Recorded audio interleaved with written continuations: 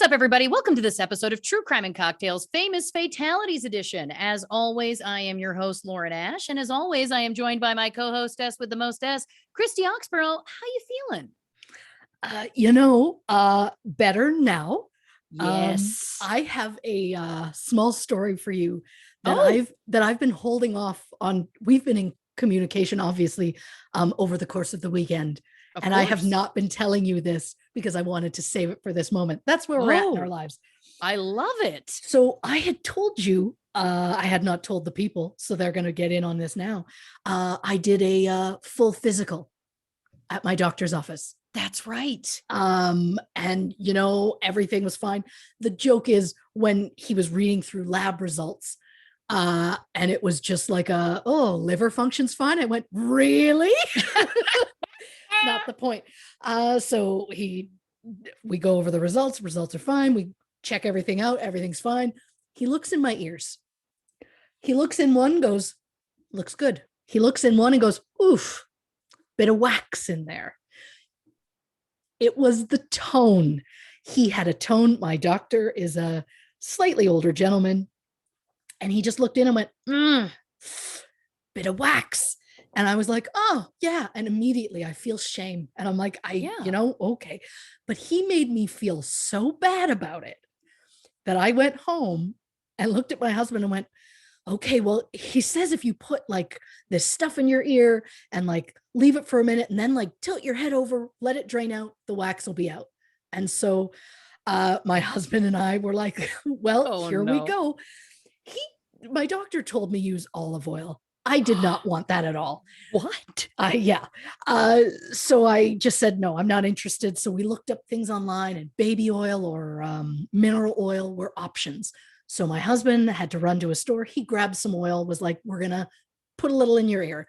And long story short, I ended up deaf in one ear for 3 days.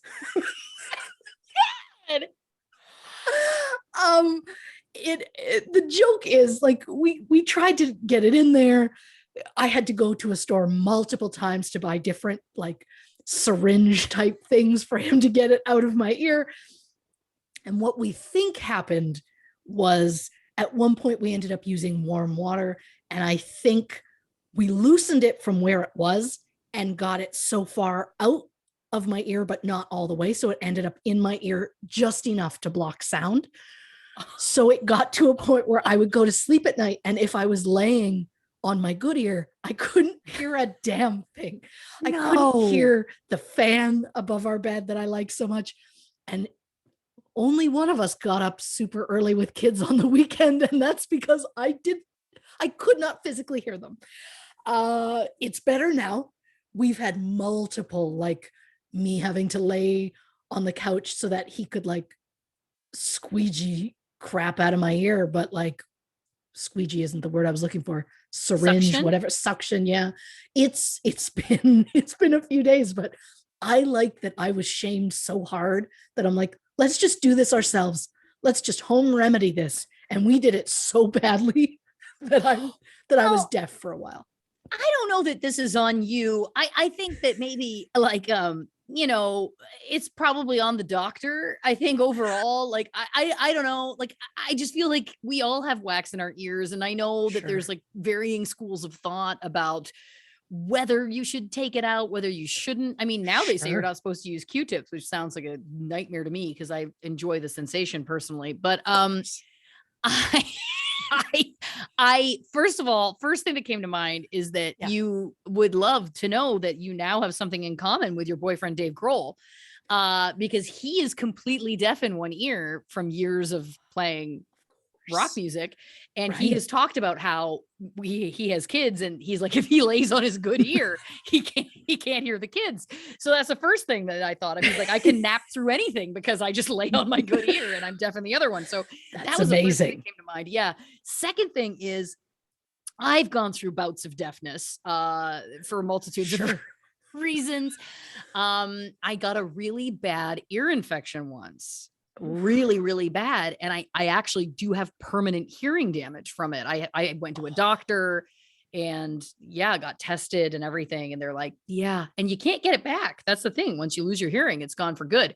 So what's good to know in your case is that it was just an iceberg of wax as opposed to actual damage. Yeah. Yeah. But I just don't think that this doctor needs to be shaming people into taking these things into their own hands. I think that that's wrong. I feel like, is it possible that he was like, well, I've got to leave her with some sort of notes? Yes. And where it was like, I got nothing for you, so I guess. And you know what I think that's about? Misogyny. Sure. You know? Yeah. Oh, this woman's got it together. Yeah. Nothing's of note. Well, a little bit of wax in that one ear. Yeah. Better deal with it. Well, the joke, it turned into when I woke up the next day and was like, yeah, I still cannot hear in my left ear. Terrifying. And my husband was like, okay. I'm like, well, so should I like go to a doctor to be like, can you get this out? But I'm like, go to somebody else. And he's like, well, what doctor does your doctor go to? And I'm like, and then I can look in his files and find out what wax is in his ears. He's like, no, I meant, and I like that you automatically, but I like that you automatically were like, I can get access to the files. And again, that's the confidence that you've gained over doing this show that I appreciate. Yeah. I mean, I would have to full like dress up, maybe some heels. Maybe I accidentally drop a pen somewhere. Who do I think is sitting in front of the files that I could distract them? It's not my husband. So well, I'm not going to be able to distract someone that easily. Aren't you? But I mean, well, then I need somebody else to be creating a diversion somewhere. And that's how I get access to the files. I light a small fire in a trash can. There it is. That's the only option. In an office that nobody uses. So then I make it so that it's not going to go far. It's just a lot of smoke. Because maybe what I'm burning is the oil he wanted me to put in my ear. See, this is going somewhere. Yeah. This is going somewhere. This is like the sequel to Atomic Blonde. Bumbling redhead. Yeah. I'd pay to watch that movie. I'd pay to see it twice. I know you would. And I would be honored to be in anything that used to have Charlize Theron in it. Come on. Throne. How do we say that? Theron? Is Throne? it? Theron. Blue Heron. Theron. I don't know. Wow. Well, that is a disaster. I'm so sorry that happened. No. Oh, wow. One time when I was in high school, I all of a sudden, this is gross. Trigger warning, grossness. I all of a sudden, out of nowhere, something felt like it popped in my ear, and then I just had a weird liquid pour out. And yeah, and I went to my mother and I was like, I don't know that this is good. And she's like, Anyway, I eventually saw a doctor and they gave me drops. I don't like the feeling of having right? No. I don't like a liquid going in there. It feels like it feels wrong. It's like it's like it's just not right.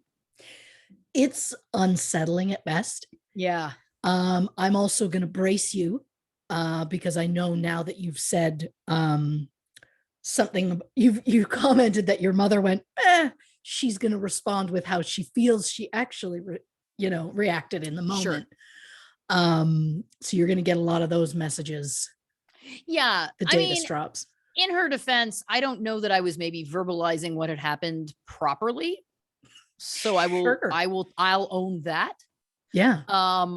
Yeah. And then once it was like, oh, this feels like it's a bigger problem, she got me medical care. So again, I won't, I'll own that for sure. But I don't know how. I think it was that and then in my own defense, I'll say it's rare that all of a sudden you feel a liquid pour out of your ear. Yes. When you're not sick.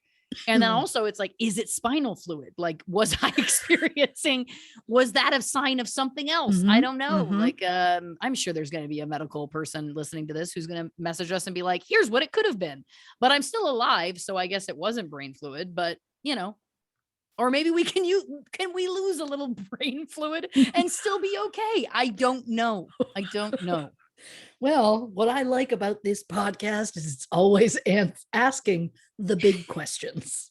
Asking the big questions, getting the big answers. You know what I mean? That's what's nice. Yeah. That's what's nice. Do you lose brain fluid over time? Doctors, go. How much brain fluid can I lose before it's a problem? Is it like a thing where like you give blood, like you can give so much blood and you regenerate blood? Can I regenerate brain fluid? Because if not, that makes sense. Yeah. If we can't regenerate brain fluid, like what is our body doing? I don't know how often we lose brain fluid, but I think that's rare. I think it's probably only in the times of like severe head traumas, but I did withstand a head trauma in high school is the other thing. So what was the time frame between that and it's out of the ear? It's a good question because I don't remember. You don't remember? Wow. This paints a picture. For those of you who are wondering, early young Lauren's relationship with alcohol was what I would call experimental. And perhaps young Lauren had a experimental evening where she experimented with a dangerous lover named Goldschlager. And long story short, I got way too drunk and fell and hit my head. Got a little concussion that fractured my skull, believe it or not. Yeah, not great, but it was one of those things where I never did that sort of thing. And I was like wanting to be independent, mature young lady and decided that was how to be an independent, mature young lady, which of course it's not. But the good news is that I'm okay. That's the good news. Of course. Yeah. And if I was to play like a sport of some kind, I should wear a helmet, but that's a different story. I don't know if anything mature happens with the term Schlager in it, but I don't know any sort of European languages, so that could be wrong. The Schlagers and the Schnapses are very tough lovers to have. You're right. Yeah. You're right. Yeah. Yeah. She was doing well till she fell into the Schnapps crowd. I do also kind of like the idea of you playing a sport. As an adult? Yes. Yeah. You would be so competitive.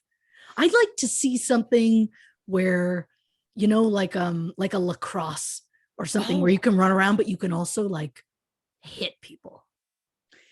It should be noted that when I was on a program called Super Fun Night, my character was a tennis coach and I had to play tennis in the pilot and I was bad. And so they decided when the show got picked up to get me tennis lessons. And so I took private tennis lessons the entire time we shot that show. They never wrote another tennis scene for me. So we never used the tennis skills that I learned, which was probably good because I never got better. And that's the thing that feels impossible, is that the learning curve just wasn't there. So to your point, I do think something more team-based, group-based, where maybe just my brute strength can be my asset would be good. I would also like to see you do like a roller derby. Sure. I would like to see that. But also in high school, took tennis lessons. Yeah, it was I was just barely into high school, but it was one of those, like my parents doing you have to have some sort of activity. Right. And I was like, I'm not interested. So they were like, well, here's the recreation guide for the city for the fall. Pick something. And I went through and went, it doesn't seem like a lot of running in tennis, I guess. So I picked tennis. It lasted just the one season, and then they stopped asking me to do activities. So I don't know if I was great, There was a moment where the ball came towards me and I swung my racket and then spent a good 5 to 10 minutes looking for where the ball went. It was stuck in my racket. So there's that. You got a snort from me. That's rare. I also briefly played tennis in high school because I had a big thing for Pete Sampras. Of course. Thank you very much. Ash Blanche is here.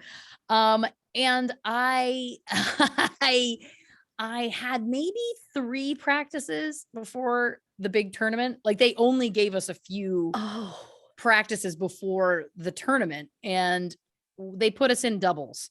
So, which is arguably, I guess, easier than singles. I mean, long story short, the tournament was just like a barrage of like match after match after match. And I want to remind you, I had maybe played 3 games, three practices worth of tennis to my life to that point. And I, again, was so bad. And we lost every single game. And then I'll never forget vividly. It was kind of one of those tournaments where it's like, you know, the 2 losers play, the 2 losers play, the losers play the losers. So like over the course of the day, arguably you will eventually get matched up with people that were probably more at your level, whether you're very good or trying. And the very last match we had was against 2 gals in jeans. And I was like, these gals are in jeans. We've got a chance. They may not be, you know, they may not be better than us because they're in jeans. We're at least in shorts. Like we're at least dressed for the occasion. They beat us. The gals in jeans, even they beat us. So let this be a lesson that it doesn't matter whether or not you can extend your legs fully. If the other team is bad, you can still win. I like that jeans were the choice. I like that a lot. Yeah. Like, are we talking like a baggy 90s jean or just like? It was, I mean, yeah, it was not, they weren't super baggy, but it was like this would have been like maybe 98, 99, somewhere between 98 and 2000. And it was like a boot cut jean, basically. But like before stretch was really coming into jeans. So like playing in jeans now, if you're in a spandexy stretchy jean, that wouldn't be that hard. But at the time, this was before they were putting anything stretchy in jeans. So when you see 2 gals walking onto the court in jeans, you're like, we've got a chance. We've got a chance. But we didn't. We were that bad. Oh boy. And they were that good, I guess. I mean, they were also pretty, we were evenly matched, but they were better is the point. Wow. Well, I was going to say, you commented about they could have been good, but I was going to go, well, they were also the last match of the day. So, yep. But I guess they were good enough. Yeah, exactly. Jeans, wearing jeans in a sport is like the universal sign of I could not care any less about this. Yep. Yeah, it was the equivalent of my parents are forcing me to do a sport. Yeah, I don't think I ever wore jeans. Jeans were a questionable choice. I love it a lot, and I can't wait for the movie that we somehow write about something not tennis related, but there's a match where someone shows up in jeans because they didn't bring their regular uniform. Yeah. But it has to also take place in the 90s before stretch was put into jeans. That's a key part to this. So people realize they weren't pajama jeans. They were like legit nothing but denim. Well, which brings things don't breathe. One more thing about jeans very quickly.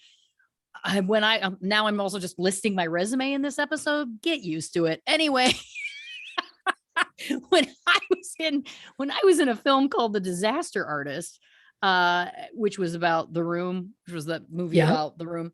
I was playing the flower shop owner, and part of that movie was they were recreating. I was in a scene that was a recreation of the real movie, The Room.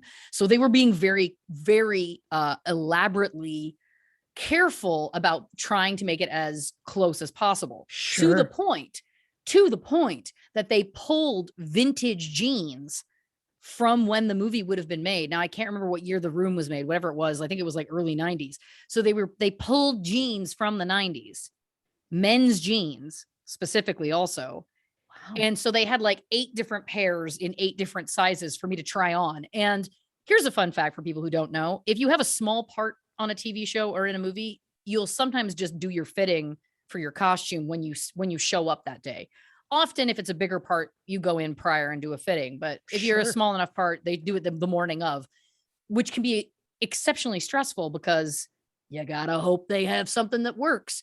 And I'm going to tell you this is that they were trying on pair of jean after pair of jean on me. But again, these were 90s, real vintage 90s jeans, and none of them, I couldn't get any of them to do up. And the joke is that they kept handing me sizes that were getting, quote, bigger and bigger. But I was up to a men's 46 and they still wouldn't get. And I turned to them at one point and I went, ladies, I'm not a men's 46. I said, do you have any other jeans? Could we even get a 90s ladies jean for me to try? Please, I beg you. They're also trusting that these 1992 jeans had been labeled correctly. You know what I mean? Like there's no tags in these jeans.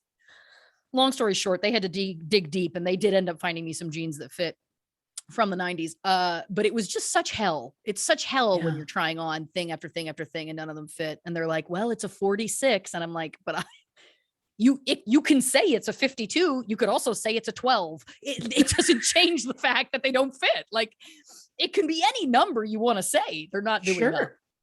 And scientifically speaking, because I'm not 46 inches around. No, these are not 46 inches. But anyway, hell on earth, that moment of my life. But yeah, what I loved was they were that concerned that the jeans I wore had to be from the 90s. They had to be accurate. And yet the character I was playing had a short haircut in the movie and they did not put me in a wig. They put my hair in a bun. So I don't know. I don't know where the rules started and ended on that picture. I don't know, but the line was hazy at best. Yeah. As hazy as James Franco's morals. We can say that freely, can't we? Yeah. I mean, I feel like if Seth Rogen's let him go, we can have at it. Oh, yeah. Yeah. I'm at that point in the night and we haven't even gotten into the case yet. Yep. This bodes well. What you drinking over there?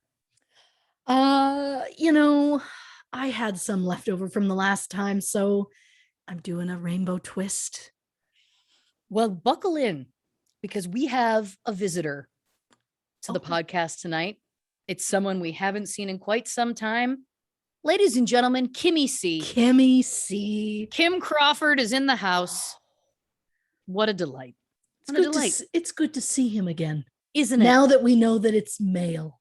A male Kim. That's right. Yeah. The Kim Crawford Sauvignon Blanc. I don't get paid. We don't get a penny, but it's a delicious item. So there you go. Oh, well, listen, let's get into it. So excited about today's episode. Of course, we are going to be talking about Ryan Singleton. Now, this, of course, was the July Patrons Poll Pick winner.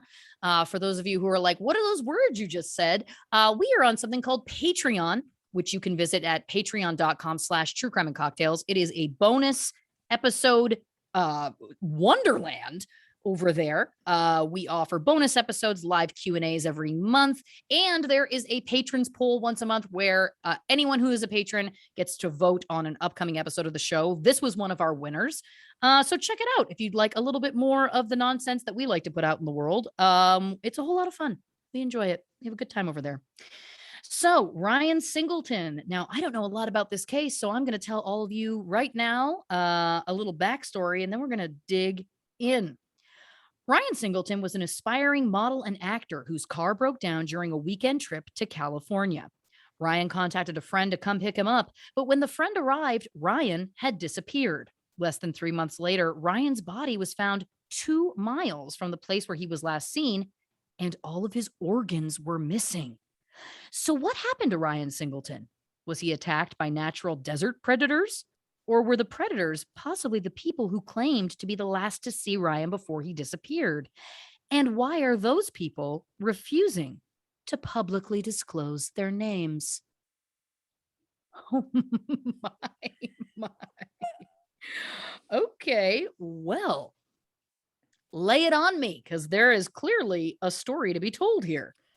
Yeah, there's a lot that we're going to go on a lot of journeys today. Not one, multiple journeys. We're all over the place.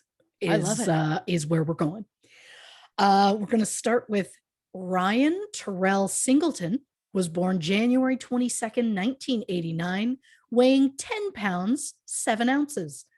Ryan's mother, Iris, said that Ryan, quote, defied all methods of birth control I used to get here. She was determined that this meant that Ryan had a special purpose in life. He was described as loving, sweet, respectable, intelligent, fun, and peaceful. It was said he enjoyed traveling, writing, and was a unique person that was full of life. Iris said, quote, he was an all-around good guy. I know parents like to brag about their children, but Ryan really was that way. Ryan was an honor student in high school and went on to attend college. In June 2010, at the age of 21, Ryan left his home in Georgia to pursue his dreams of becoming a model. Ryan arrived in New York, where he found some success, including getting onto the runway during Fashion Week. Ryan's mother, Iris, found out about after seeing photos of Ryan on Facebook in gold shorts on runway. Ryan soon set his sights on Hollywood with the dreams of being an actor and getting into film production. And since some of the friends that Ryan met in New York wanted to start a film production company, a few of them decided to pack their lives into a U-Haul and head to Los Angeles. With the dream of becoming the Black Entourage, they documented their cross-country journey in what they believed to be their own reality show called Are We Famous Yet? Ryan introduced himself on camera as Ryan S., aka Shotzi the model. Each friend had their own title. There was LaShawn Tucker, who was the artist. Jared Davis was the prick, which I find very funny. Antonio Faison was the father, and Tavon Evans was the all-star. Can I just say really quick, I would watch the shit out of Black Entourage, and I would also watch the shit out of whatever reality show they were pitching was. This sounds great. Yeah, get on Black Entourage. Get on that. Yeah. Yeah, that's a $1 million idea. Yeah. Honestly, like I hope they pitch that, because that's a show that you could get made. Come on, guys. They've been through a trauma. They're not thinking about their jobs anymore, Lauren. They've lost a loved one. Oh, well, wait for it. Oh, no. In one clip, Ryan says, quote, I come from Georgia and now I'm here living my dreams. I don't want to look like I did nothing with my life. Shit, my dreams are my dreams and my legacy will be what I make it. He also said, quote, in order to become a legend, I know one has to earn it, and I don't mind working hard to achieve that status. After Ryan's death, 3 of his friends have turned their footage into a true crime docuseries under the title Dying to be Famous, which I have desperately tried to find, but could not find it anywhere. Which brings me to a convention side note. Hello. The friends took their new documentary to CrimeCon in Indianapolis in June 2017. And to CrimeCon, all I can say is contact at truecrimeandcocktails.com. Please, CrimeCon, tell us more. We've been talking about it now. It just has to keep being a thing. Yep. Now, unfortunately, with this particular case, finding certain information, specifically exact dates, was rather difficult. There are a lot of articles out there about Ryan Singleton, but honestly, most of them are all kind of the same pieces of information. So the best I can do is say, after a couple of years in California, Ryan decided to pack his stuff and head back to New York. In late 2012, I've seen fall, I've seen December, sometime late 2012. So not much is known of his time in the Big Apple, but we do know that he got more work as a model. Ryan walked the runway show that was featuring work by fashion designer and celebrity stylist Kite Brewster. This show was held in September of 2012, and said to debut Kite's spring 2013 collection. It was held at the Johnston Room in the Nomad Hotel, which brings me to a Kite Brewster side note. Hello. For those who may never have heard the name prior to this, because no offense, Kite, but I have not, not that I have a finger on the pulse of fashion, mind you. Kite Brewster spent 14 years in Europe as a fashion editor and stylist. He started in Paris at the age of 19, and after 7 years moved to London, where he started to style for artists such as Bewitched, whose 1998 video for C'est la Vie features the girls in dark jeans and matching dark jean jackets. That video is said to have been credited with bringing denim back into the mainstream, which I didn't know it ever left the mainstream. So again, not a finger on the pulse. Kite worked with Elle and Scene magazines while in the UK and soon made a name for himself as a major player in the London fashion scene. This led to a move to the US, where he styled over 15 covers for Flaunt magazine with stars such as Cate Blanchett, Drew Barrymore, Selma Hayek, Winona Ryder, and Adrian Brody, which just sounds like one of Blanche's lists to me more than anything else. Totally. Yeah. He spent 3 years as Heidi Klum's personal stylist and has had other personal clients such as Halle Berry, Julianne Moore, Iman, Diane Lane, Usher, and Eva Mendes. British Vogue once said, quote, Kite Brewster is to the best dressed list what Henry Ford was to the automobile. Wow. Okay. I couldn't find any definitive answer, but it is my understanding that Kite and Ryan met during the production of a movie called Black November. According to Ryan's friends, they claim that Kite used Black November to manipulate Ryan into leaving his friends, and that's when he moved back to New York. And surprising everyone, including Ryan's own mother, Ryan and Kite got married in a small private ceremony on December 23rd, 2012. Wedding guest side note, while there were not a lot of guests, one guest worth noting was Kite's BFF, Cynthia Bailey, who some may know from The Real Housewives of Atlanta. Cynthia has been a Real Housewife since 2010. Kite even dressed Cynthia for her own wedding. Cynthia posted about her friend's wedding on Instagram on December 24th, 2012, sharing a few photos from her, quote, BFF's wedding, New York, 2012. Although I noticed that Kite and Cynthia no longer follow each other on social media. So interesting. Maybe something's happened there. I don't know. What I do know is this full brag side note. Ooh. Cynthia, I just said Cynthia posted about the wedding December 24th, but I feel the need to clarify because I'm a maniac that the wedding took place December 23rd. I just don't want people to think my date was inaccurate, but I found their marriage license, number 32379, to be exact, and it showed the wedding took place December 23rd. There wasn't a lot of info that I could find on this case, so just give me this tiny win. Kudos. Thank you. Ryan's mother said, quote, I find out on social media Ryan had gotten married to a man twice his age. I don't even know who this is. I don't even have a clue as to what's going on. It was a total shock. And of course, it was a bit of a shock to Iris. Not only is that how she learned that her son was married, but it's also how she learned that her son was gay. Oh. And as much as I would love to say exactly what the age difference was, Kite's age and birth date have not been made public, which I find interesting. But as of November 2020, it is said that he was in his 50s. It doesn't help us narrow it down too much, but Kite was probably somewhere in his 40s when he married Ryan, who was 23 at the time.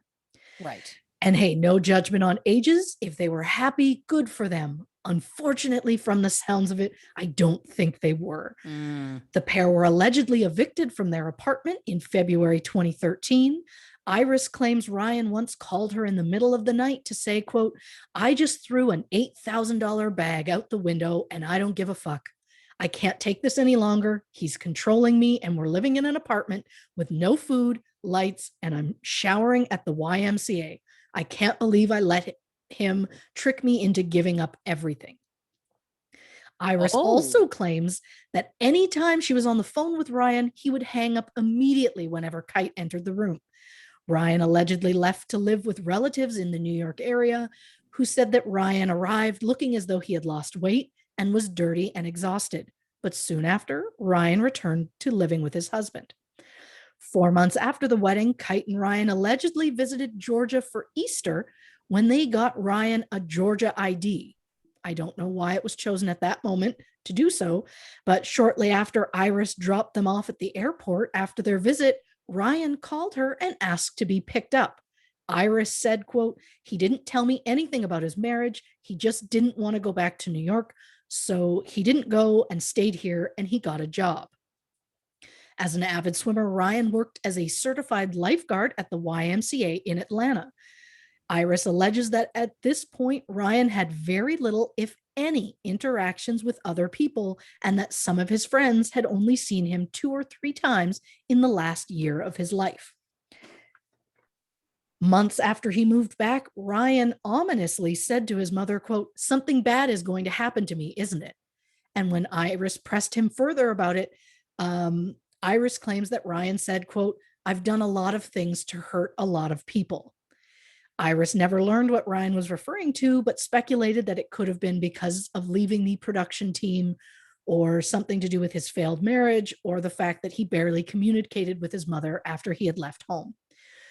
2 days after this odd conversation, Ryan decided to take a weekend trip to Los Angeles. On July 4th, 2013, Ryan and his mother celebrated the holiday with relatives and friends at a cookout. After returning home afterwards, Ryan mentioned he would be taking this trip to California. Ryan was originally meant to fly out on July 5th, but due to a downpour of rain, his trip got postponed until the next day. So on July 6th, Iris drove Ryan to the train station so he could travel to the airport. Ryan later called Iris to say he had arrived and that he planned to return home on July 9th. I read that Ryan may have also visited New Mexico and Arizona on this trip, but I could not confirm that. On July 9th, around 9:30, Ryan called his mother to say he was coming home, but he needed her to send him $100 via Western Union to Vegas. Around 10 a.m. that same day, Iris said that Kite called her and asked, "Is Ryan with you?" Stunned by the question, Kite then asked again, quote, "Mom, is Ryan physically there with you? I heard people laughing in the background when I spoke to Ryan a minute ago." Iris said, "No, Ryan is in California." And Kite said, quote, "Oh no, Mom, he could be in danger out there." Ryan's body was later found in the Mojave Desert on September 21st. And while researching the Mojave Desert, because I try to be very thorough, of course, I came across 2 cases that I wanted to mention, not because they're connected to this case specifically in any way aside from the location, but because one is fairly well known and there's not a lot of information about it. And I don't think I'll ever get another chance to talk about it. And then the other case is a cold case that I am just fascinated by. So buckle up, dear listeners, for an off the rails, down the rabbit hole tangent. Ba-da-da-da. The idea that I don't have a little sound, like I can't just click a button and it's lightning or thunder. Not lightning, Christy, you see lightning. Yeah, well, we gotta get on it. So the Mojave Desert is located mostly in southeastern California, but it extends into southwestern Nevada as well as Arizona and Utah.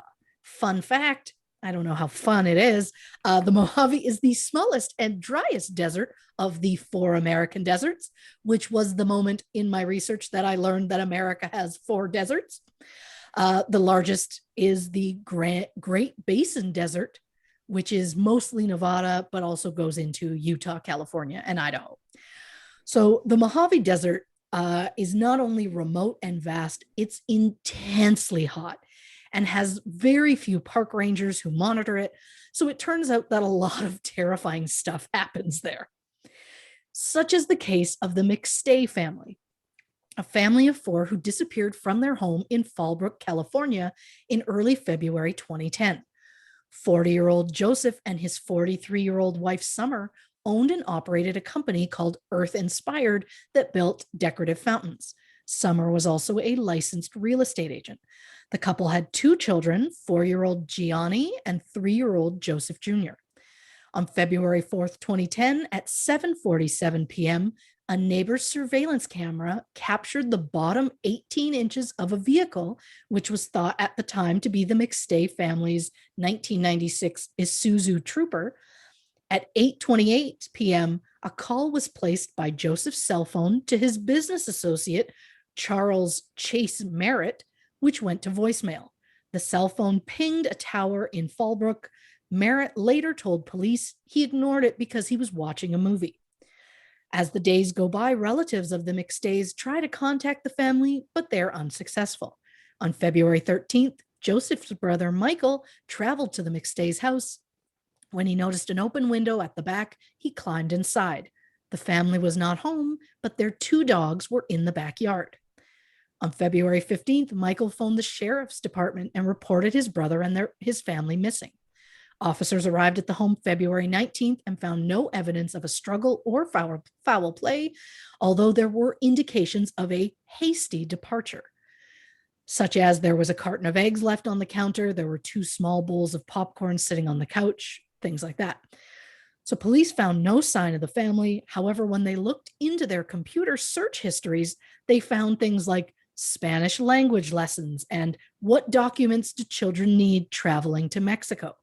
So people started to speculate the family had left voluntarily. Unconfirmed sightings of the family were even reported in Mexico, and the McStays' vehicle was found in a parking lot near the Mexican border. However, it was pointed out that the McStays had left more than $100,000 in their bank accounts and that no withdrawals had been made prior to this supposed trip, and the accounts had not been touched since their disappearance.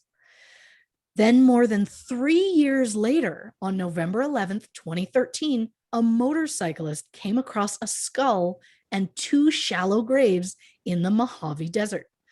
The graves contained 4 sets of human remains, as well as a 3-pound sledgehammer. The victims were identified as the McStay family, and the coroner ruled their deaths to be homicides and that the cause of death was blunt force trauma. So police have the bodies, and just as they start to investigate, Merritt decides in January 2014, maybe he should write a book about the family. Merritt claimed that Summer had anger issues and implied that she was responsible for a mystery illness that Joseph had been battling. But it turns out that Merritt is just a piece of shit, because on November 5th, 2014, Merritt was arrested in connection with the deaths of the McStay family after his DNA was found in the McStays' vehicle. It turns out Merritt had a bit of a gambling problem, and after killing the McStays, he wrote himself checks totaling more than $21,000 from Joseph's business account just days after the family disappeared. Merritt then took the money and went on a gambling spree where he proceeded to lose it all. Merritt is really dragging the case out, which feels exactly like what that asshat was doing in the Widower episode, because this guy went through 5 attorneys in just 15 months. Ugh. And then even tried to represent himself. Oh, boy. The trial finally began in January 2019, and 6 months later, Merritt was found guilty of murdering the McStays and was sentenced to death in January 2020. And another case that I mentioned, which was a cold case that I am fascinated by, it happened in November 1980, when the bodies of a man and woman were found in the Mojave Desert. Neither victim had any clothing or any identifying information, so the remains were labeled John Doe 29 and Jane Doe 10. It is believed that both victims were around the age of 20 and that they'd been in the desert graves for approximately 6 to 8 months before being found. An autopsy found they'd both died from a combination of gunshot wounds and blunt force trauma. Jump to 2018, when, after deciding to adopt a child, a woman in Virginia who was adopted as a child herself decided she wanted to find her own biological parents. So she hired a private investigator who submitted the woman's DNA to a global DNA database, and a parent-child match was found between the Virginia woman and the Jane Doe. On April 23rd, 2021, up to date, yes, the San Bernardino County Sheriff's Department announced the remains had finally been identified. Thanks to this woman's DNA and stories she had heard about her mother, investigators were able to get DNA from John Doe's family, and the couple was determined to be 20-year-old Pamela Duffy and 19-year-old William Lane. And not only had the remains been identified 4 decades later, but the DNA also led investigators to find a suspect who, shockingly, was already in prison for the murder of his own niece and brother. Whoa. This asshat was sentenced to death in 1982, but the sentence was commuted after an IQ test found him to be borderline mentally challenged. He is currently serving 3 life sentences. And I know that I said I was only going to mention 2 cases, but I actually found a third one that took place in Baker, which is a city or town rather, that we will get into. And it's wild. And so just buckle up. So 25-year-old Betty Walraven was reported missing from Santa Ana in May 1946. In 1971, a hiker came across some human remains believed to be an adult female. Then in 1975, a man named Terry Mabry, who was serving time for the murder of a policeman during a botched robbery, confessed that a female companion had shot Betty and that Terry helped dispose of this woman's body.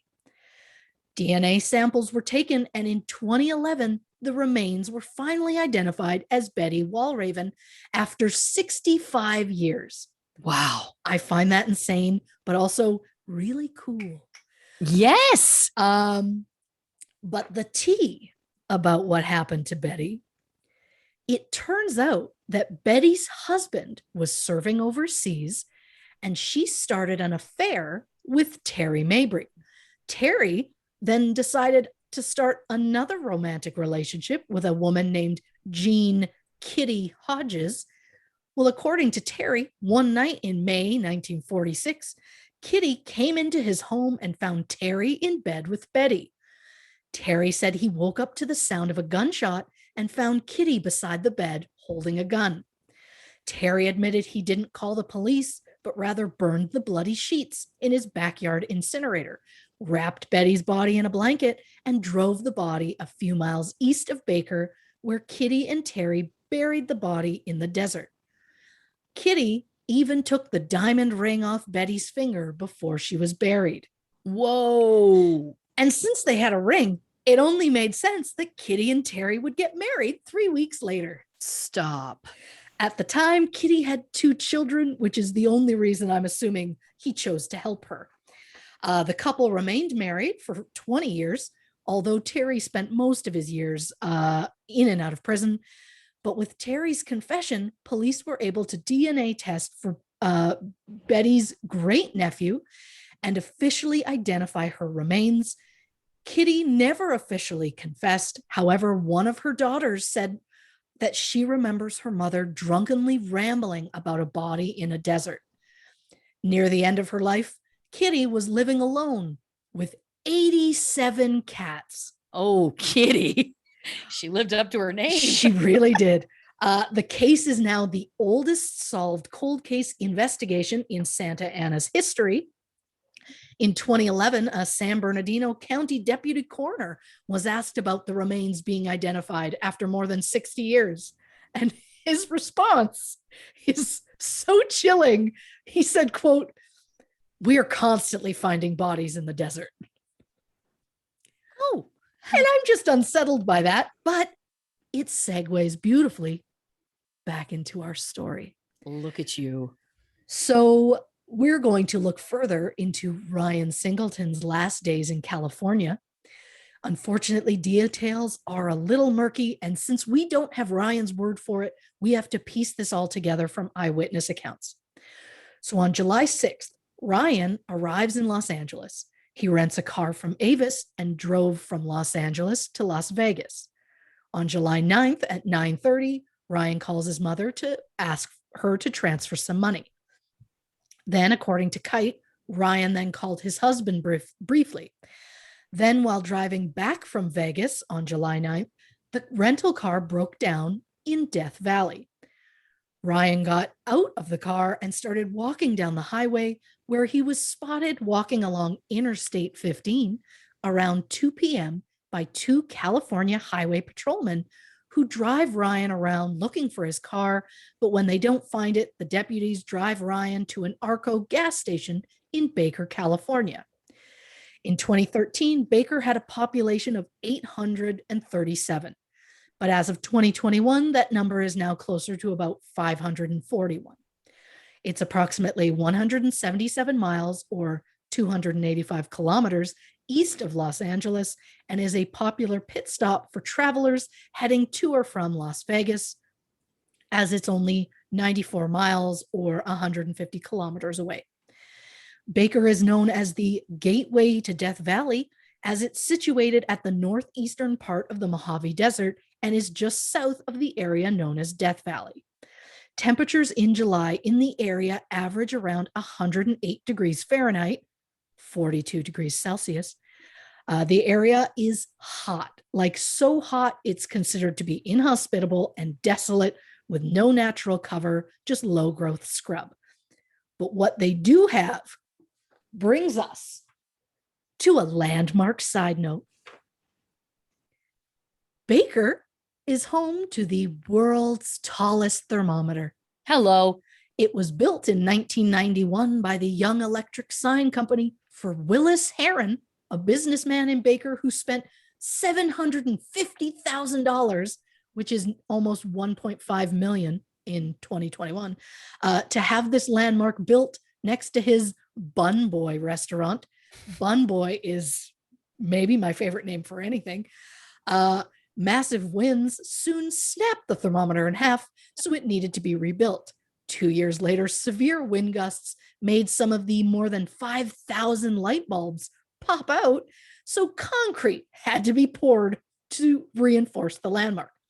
The sign weighs about 77,000 pounds and it stands 134 feet tall.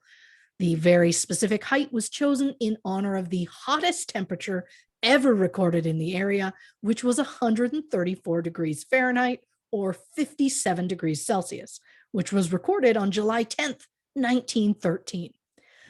The man who had it made was so proud of it that when he died in 2007, a picture of the thermometer was added to his tombstone. My God. And at the rate I'm going, I guess mine will just have a picture of Rue McClanahan or maybe the poster from Speed. And now that's a dream I have. So, yep. Did she have anything to do with the movie?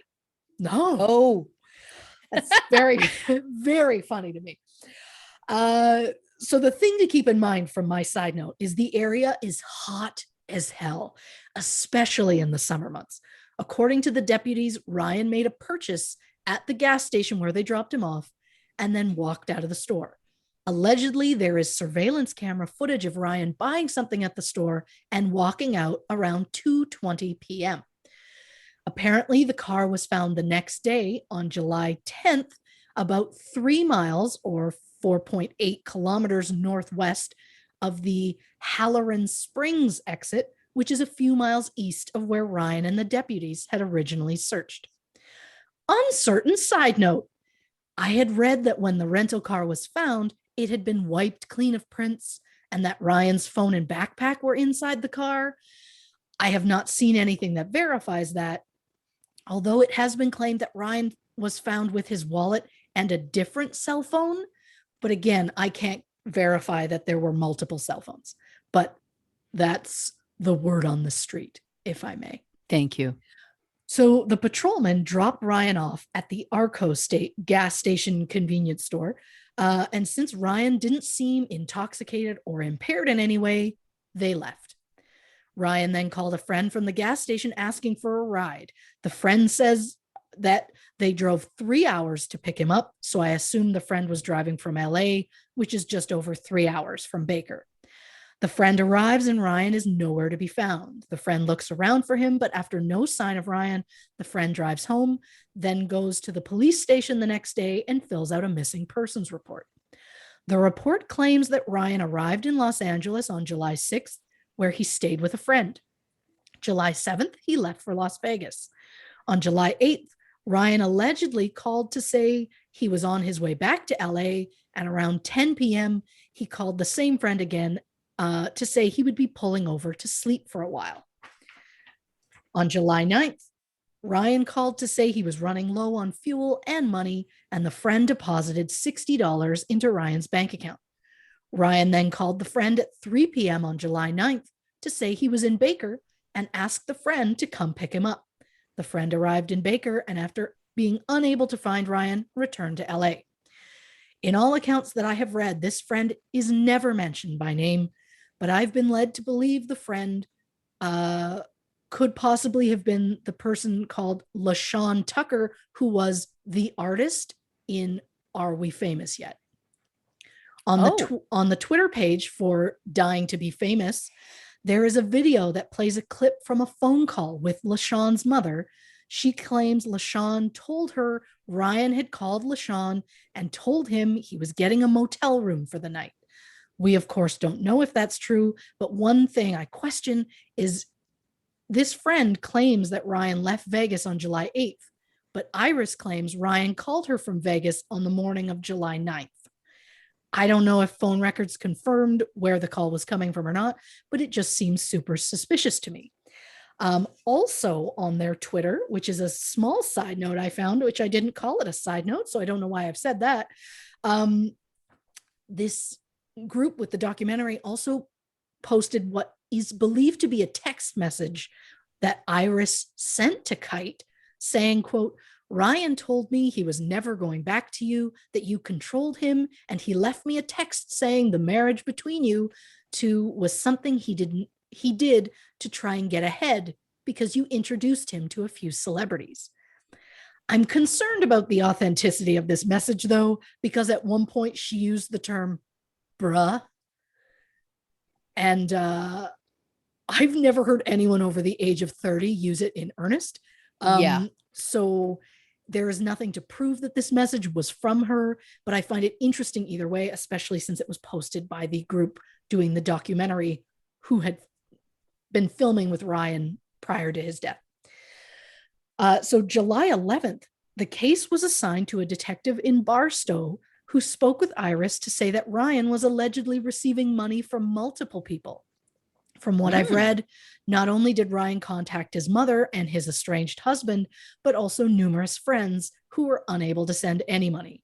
But after that, there was no word from or sight of Ryan.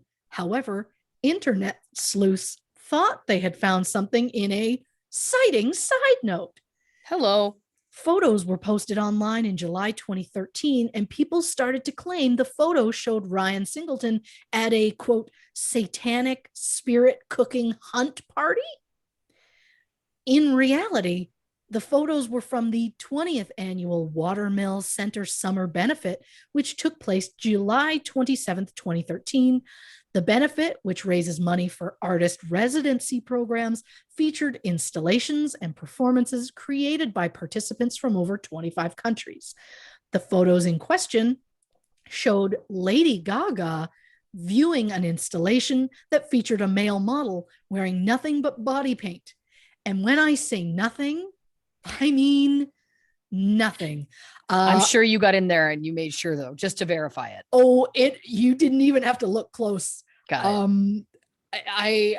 I did not think this case was going to lead to a dick pic. But that's the fun part about our show, because you just never know what you're going to get. But I'll tell you this. It was a darker skin male and the paint was like a white. So it just highlighted everything. And I was like, but that's not, oh boy, yep. And then I suddenly was like a nun where I'm looking everywhere and I'm embarrassed. The model in question turned out to be Philip J. Lewis and not Ryan Singleton. So I like that it went from, oh, well, this is clearly a satanic ritual thing. And it's like, no, because I don't believe if there was a satanic ritual happening, Lady Gaga would just be standing there at the side. Like the photo is her just standing there. It's very Well, yeah. there is this kind of, I don't know how to word this. I don't know whether I should call it conspiracy theory or what the appropriate term would be. But I've heard of this before, that there is this group of celebrities that take part in these, and I think it's the same thing. And it's kind of like they make like an effigy of a person, like they make a cake in the shape of a person, but they use like human blood and stuff. And then oh God. yeah, I don't believe it's true.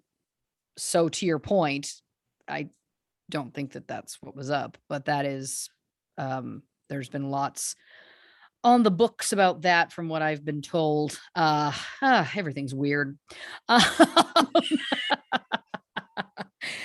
But listen, I already have theories rolling around in my noodle, and I haven't even gotten the whole case yet. Let's take a quick break, get another drink, hit the can, and we're going to be right back talking more about Ryan Singleton on this episode of True Crime and Cocktails, Famous Fatalities Edition.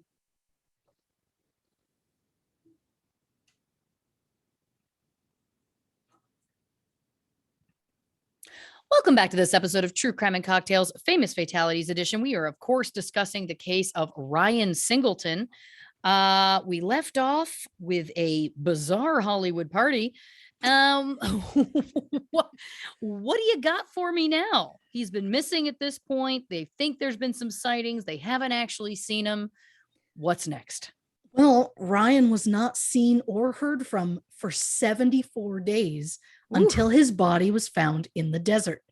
He was 24 years old. On September 21st, 2013, around 7:45 p.m., two men hiking discovered Ryan's remains about 200 yards off of Silver Lane, which is only 1.4 miles or 2.2 kilometers from the Arco station where he was last seen. And this leads me to something I haven't said in a while: a map. Holy shitter. And by map, I mean 3. So, hello. For anyone who wants a visual who's seeing this, I'm going to do my best. So, the map 1 shows his full trip from Vegas down to Los Angeles, which is like a 269 mile, 433 kilometer trip. Yes. Which is roughly like 4 hours, 43 minutes, according to Google. The distance from Vegas to Baker, which is where he ended up, is 93.5 miles or 150 kilometers. So when we look a little closer, from what I've read, the rental car was found 3 miles west of the Halloran Springs exit. So we have Vegas on the map. We have that, or Vegas was way up here. We've got the exit up at the top of my map and Baker down at the bottom. It's roughly 13.6 miles or 22 kilometers from the exit to Baker. The car was found about 3 miles away. And this map, of course, also shows where he was dropped off and where the body was found. But if you want me to zoom in, I will. So we've got a map of Baker. The body was found off of Silver Lane, which is 1.4 miles or 2.2 kilometers from the Arco station, where he was allegedly last seen. And seeing the map, I just kind of can't help but wonder, like, he's last seen down here. The body was found if he had directly just walked straight up and followed the road, he could have ended up there. I don't know if he walked there and ended up there himself, or if somebody put him there. The point is, now we kind of have a mental idea, a mental picture, as it were. I will, of course, post pictures on Instagram, Twitter, and Facebook at True Crime and Cocktails. I guess technically Twitter is at Not Detectives. So, so I saw somewhere that authorities claimed to have searched within a 5-mile radius of where Ryan was last seen. So if that's true, they would have found the body. But that's also assuming that the body was there the whole time. Maybe it was moved there after the police searched, but maybe the search wasn't as intensive as they claimed. I don't know, but we'll get into that more with theories. So these hikers, who it turns out were a local resident and his cousin, come across the remains, call 911, and the San Bernardino County Fire Department arrive and confirm that they are in fact human remains. The body was clothed in black athletic shorts, faded black high top Chuck Taylor All-Stars, black socks, and an orange rubber bracelet labeled Tri-Camp 2013 on the right wrist. No clothing was found on the upper torso. After the remains were found, Barstow police passed the case over to the San Bernardino Sheriff's Department. The body was identified by post-mortem fingerprints as Ryan Singleton. The autopsy was conducted September 25th by pathologist Stephen Trenkle. The body was badly decomposed, although still mostly intact, but with his eyes and organs missing. Several ribs appeared to have been removed by animal activity. At the time of the examination, the body weighed only 50 pounds, as it was nearly completely skeletonized. Wow. Decomposition is accelerated by heat, so it's no surprise the body was in such poor condition due to the unbearably hot conditions that the body was found in, to the point where some of the skin was described as mummified. Wow. Again, out there, it gets over 100 degrees. So being out, but assuming that he was out in that for several months, I'm not surprised by that. The face appeared to be markedly dehydrated, and the only trauma that the coroner noted was a possible fracture on the right side of the skull. However, it is believed the fracture could have occurred post-mortem, as there was no evidence of decompositional material found within the temporal bone fracture line. Not to mention the fracture begins or ends at one of the saw cuts that was made by the pathologist. So it felt very like, whoops, I think we did that, but I can't guarantee. Right. There were no internal organs in the chest, abdomen, or pelvis, and it was believed that this was all due to animal activity. The toxicology that was run said that there was a slight chance that there might be amphetamines present, but due to the harsh environmental conditions, the little tissue that could be tested could have been compromised, and the only organ left was the brain, which was described as, quote, a 4-centimeter layer of decomposed brain layered on the right side of the skull. Whoa. So they could not get very much out of it. So the test was not exactly very conclusive. But one thing I'm going to say about the autopsy report, Stephen Trenkle. Stephen. May I call you Stephen? Stephen. 2 issues, just minor ones. On the first page of your report, Stephen, you list the decedent's middle name as Gerald, whereas it's Terrell or Terrell. You claim the body was found September 22nd, whereas later in the report you list it was September 21st. Again, minor typos. We all make mistakes, but dear God, man, it's an official report. May I just make one more plea to the youth of America? If you have the stomach to become a medical examiner, I implore you, this country needs you, okay? Yeah. This is, of course, a callback to, what episode was it? They all blur. I want to say Alonzo Brooks. I believe it was. And there was some real medical examiner hootenannying going on. And so I beg you, young people, if you're listening to the show, you're a fan of true crime, maybe you think you have the stomach for it. It's a very specific job. Look into it. We need you. We need you. Okay? If this somehow turns to like a whole new generation getting into STEM, it's all I want.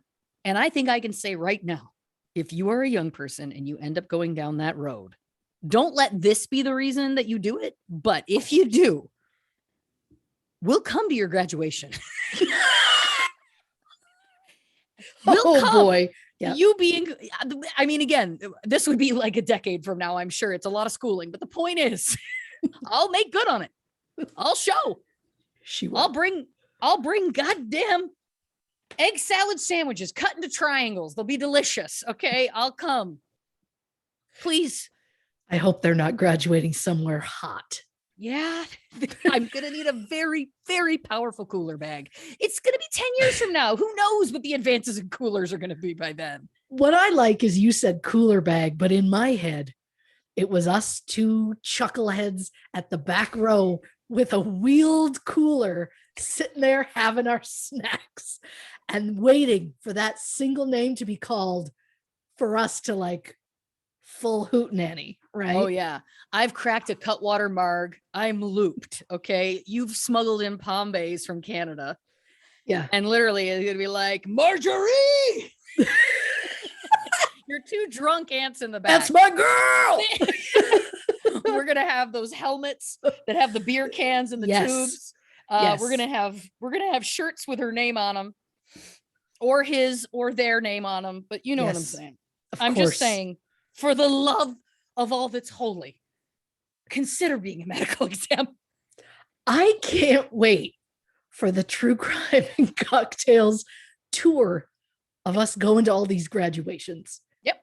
I hope for it.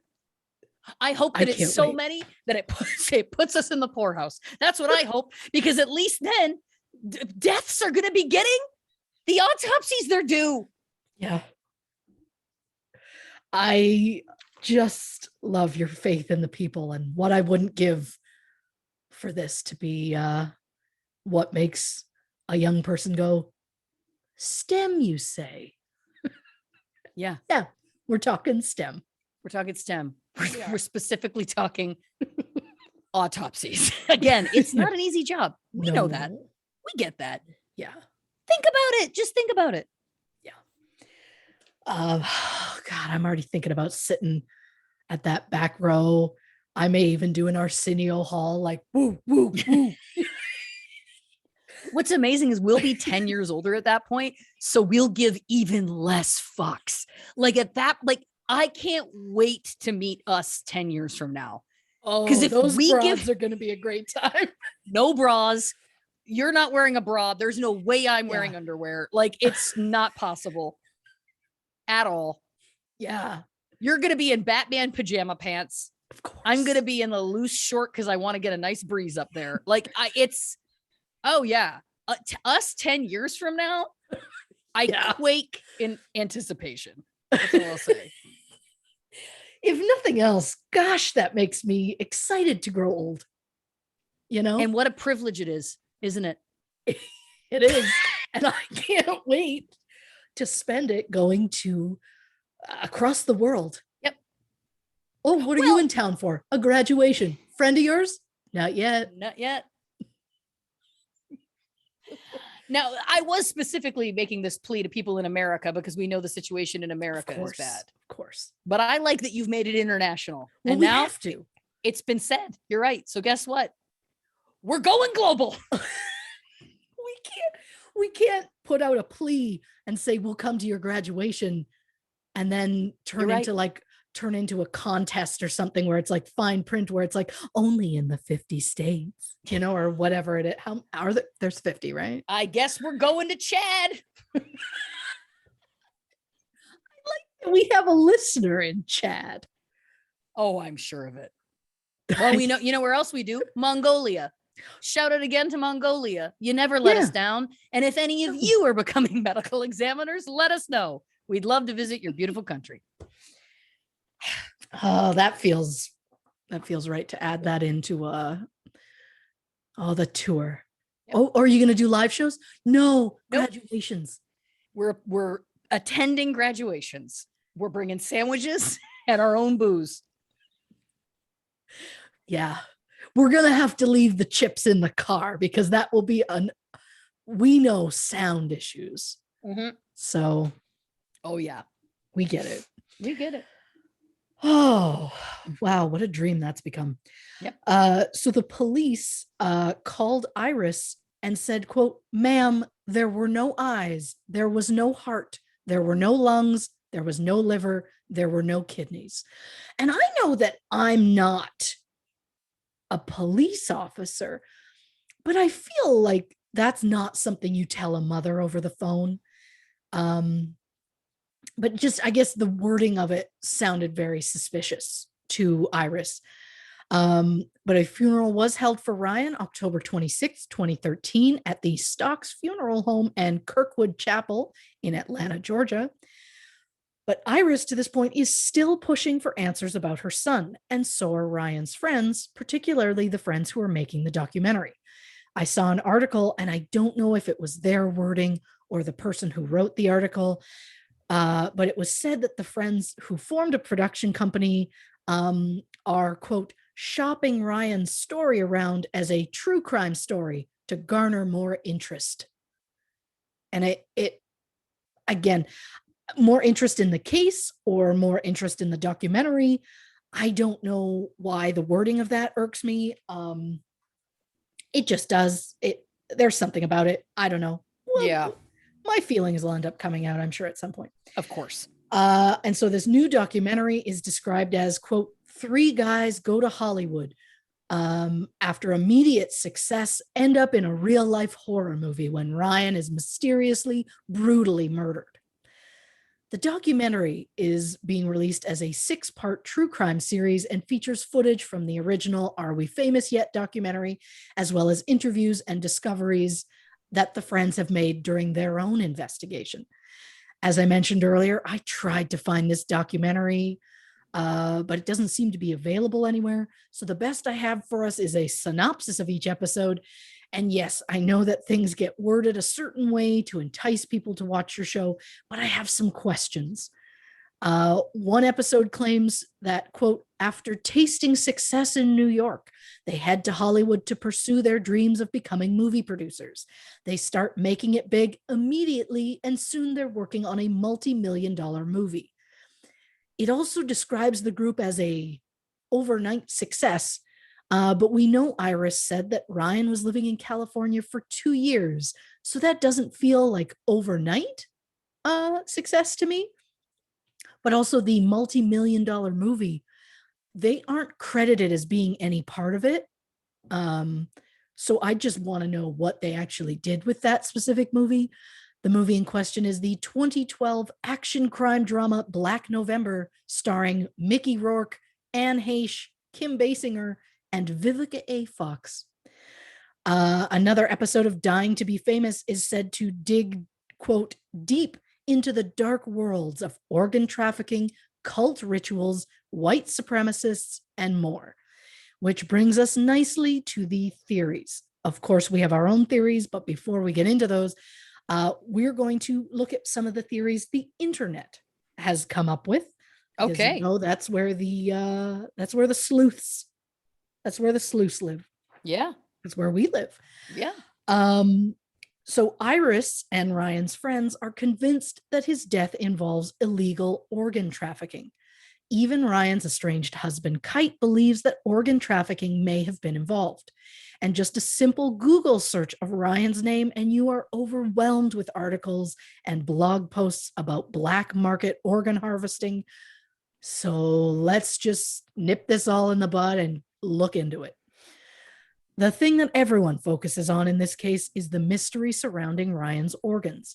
A body being found somewhere is one thing, but one being found without organs is just another whole terrifying thing.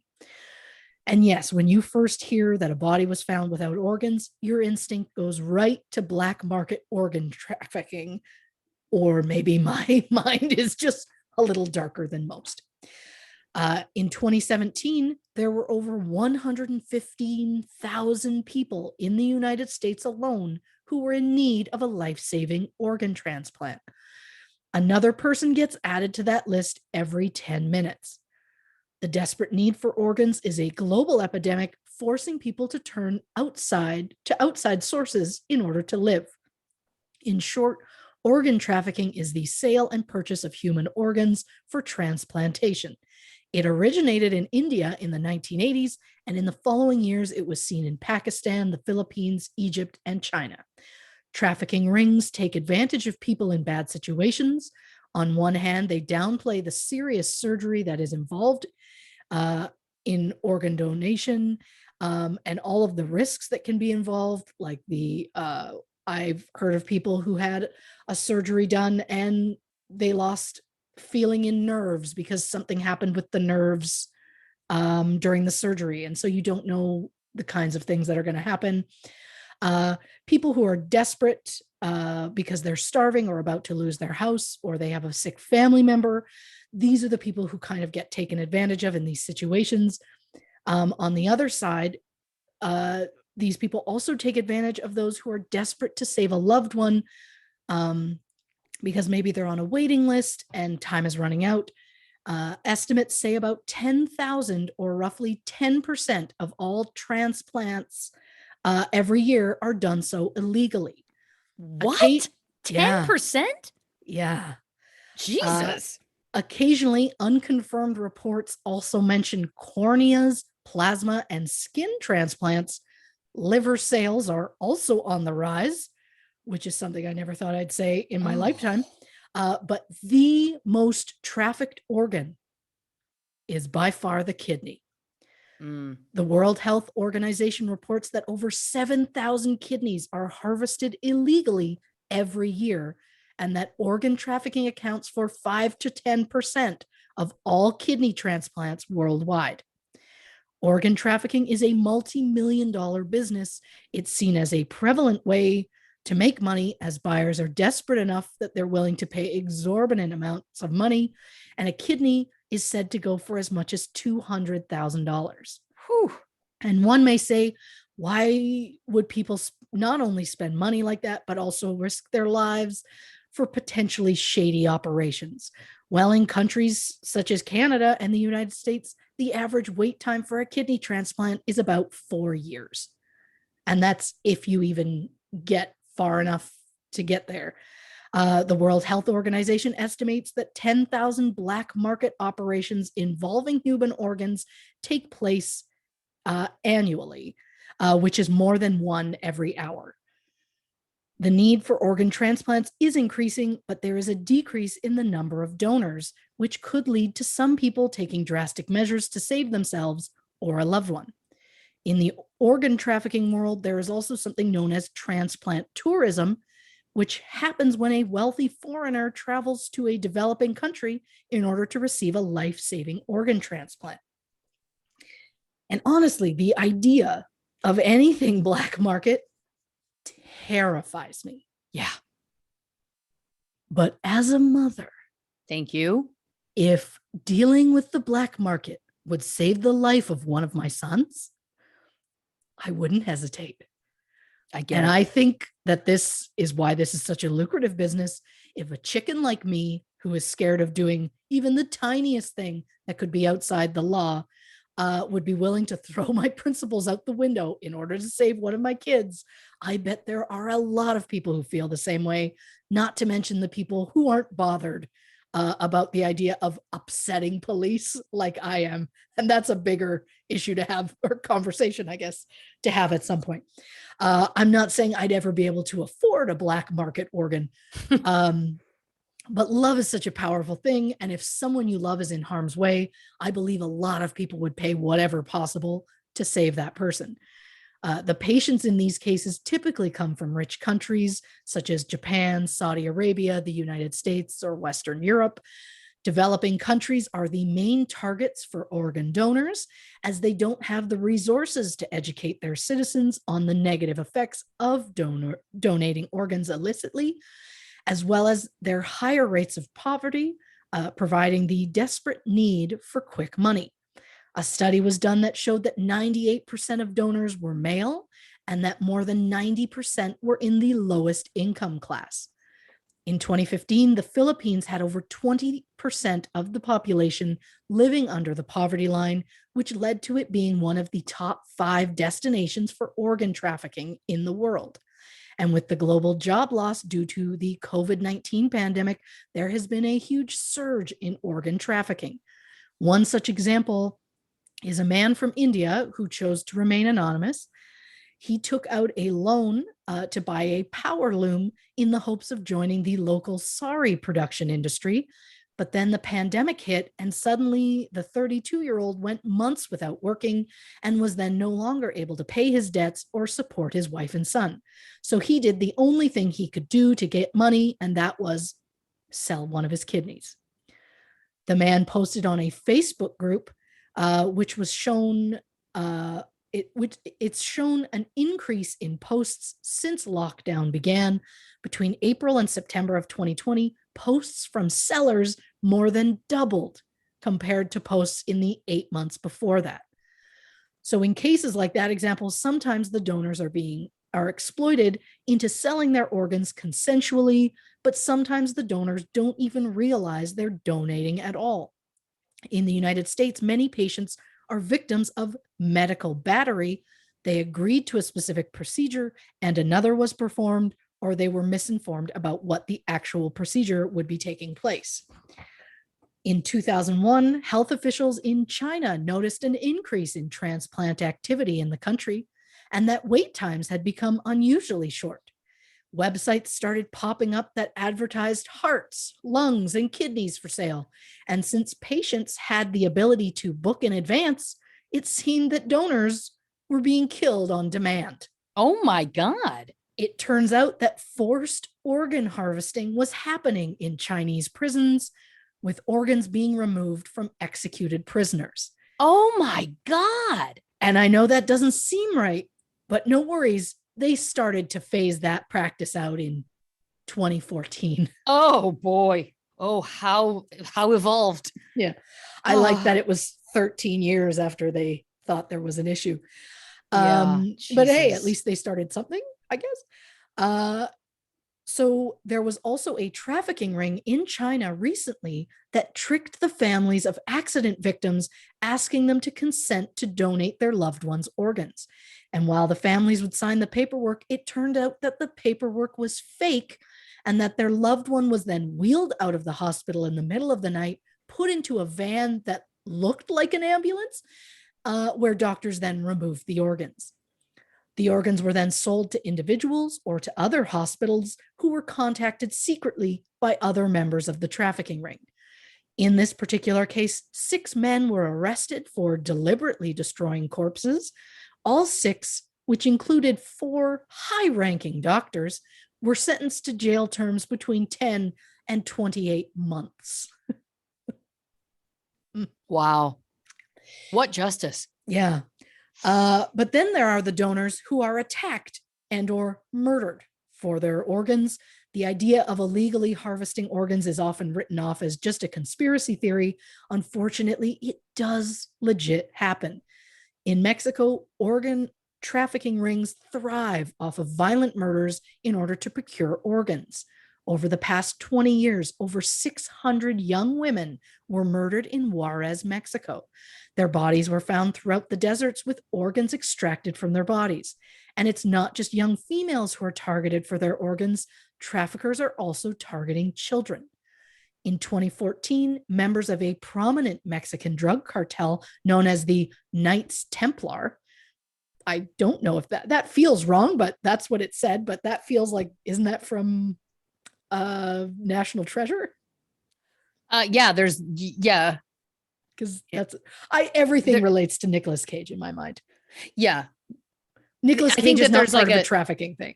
Thank you very much. I think the Knights Templar is also just like an offshoot of like the Masons, Freemasons. Oh, the Freemasons. I believe. Fair enough. Members of this group were arrested for conducting a child organ trafficking ring where children were kidnapped throughout Mexico and taken to rented homes where their organs were extracted. Jesus. And it's not just Mexico. It is estimated that 150 people are killed for their organs every day in China. Given what we know about organ harvesting, do we think that's what happened to Ryan Singleton? I know we'll get into this more shortly with theories, but no, I don't think so. For one thing, the organs need to be surgically removed from the body in order to be viable. So you would see incision lines as opposed to jagged marks that look like animal teeth. Right. I should also note, I have not personally seen photos of the body. Thank goodness. I'm just basing this off of what was written in the autopsy report. So not only would the patient need to be prepped, but in order to take some of those organs, the person would need to be on life support, or the organs would fail and then become useless. Usually when an organ is taken for transplantation, there is a recipient waiting. And I think Ryan showing up when he did wouldn't have given an organ harvester time to quickly find someone willing to pay for it. And who knows, is it possible someone attacked him, stole one of his kidneys and left him out in the desert and he just never regained consciousness? Sure. But I'm just not buying the idea that someone killed him specifically for all of his organs. But of course, his mother Iris believes otherwise, and Iris has spent the past 8 years of her life trying to find out what happened to her son. But without any concrete leads, no one has ever been charged with his death, and I truly believe unless someone comes forward to admit having been part of it, the case will never be solved the case will never be solved on physical evidence alone because there simply isn't any. Right. Ryan's estranged husband, Kite, said, quote, "I believe he was taken from Baker and later put back there. I just don't think he passed out there and was there for 2.5 months." Another group that's interested in solving Ryan's case is Elgin Community College. Ryan's case is the focus of the college's inaugural Cold Case Investigations course, which launched through a partnership with the Cold Case Investigative Research Institute. Elgin Community College is one of 27 colleges and universities in the United States that feature students trying to solve cold cases through the Cold Case Institute. 10 students who all are studying criminal justice and their instructor work as real investigators. They interview witnesses, review police reports, and examine evidence, which sounds like a dream. So if you're listening, Institute, sign me up. These students are split into groups, each with different tasks. Some look at media reports about Ryan's disappearance, while others track down and interview witnesses and law enforcement officials who investigated the case. The course is a repeatable elective course, which means students can take it again and again if they want. So again, sign me up. Sign me up. Yeah. And since I somehow had never heard about it before, I wanted to look into the Institute with a Cold Case Investigative Research Institute side note. The Institute was founded in 2004 by Cheryl McCollum. It is a registered nonprofit that assists families and law enforcement with unsolved homicides, missing persons, and kidnapping cases.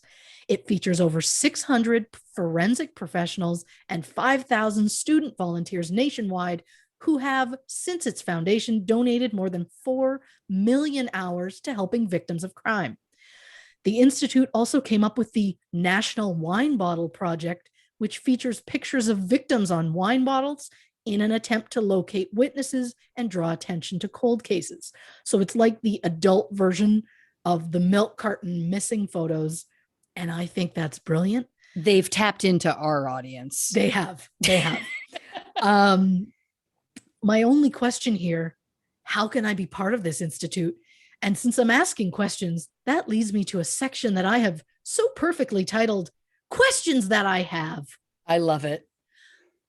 So to Iris, Ryan's mother, the autopsy report stated that no tattoos were found on Ryan, but Iris claims that Ryan did in fact have tattoos.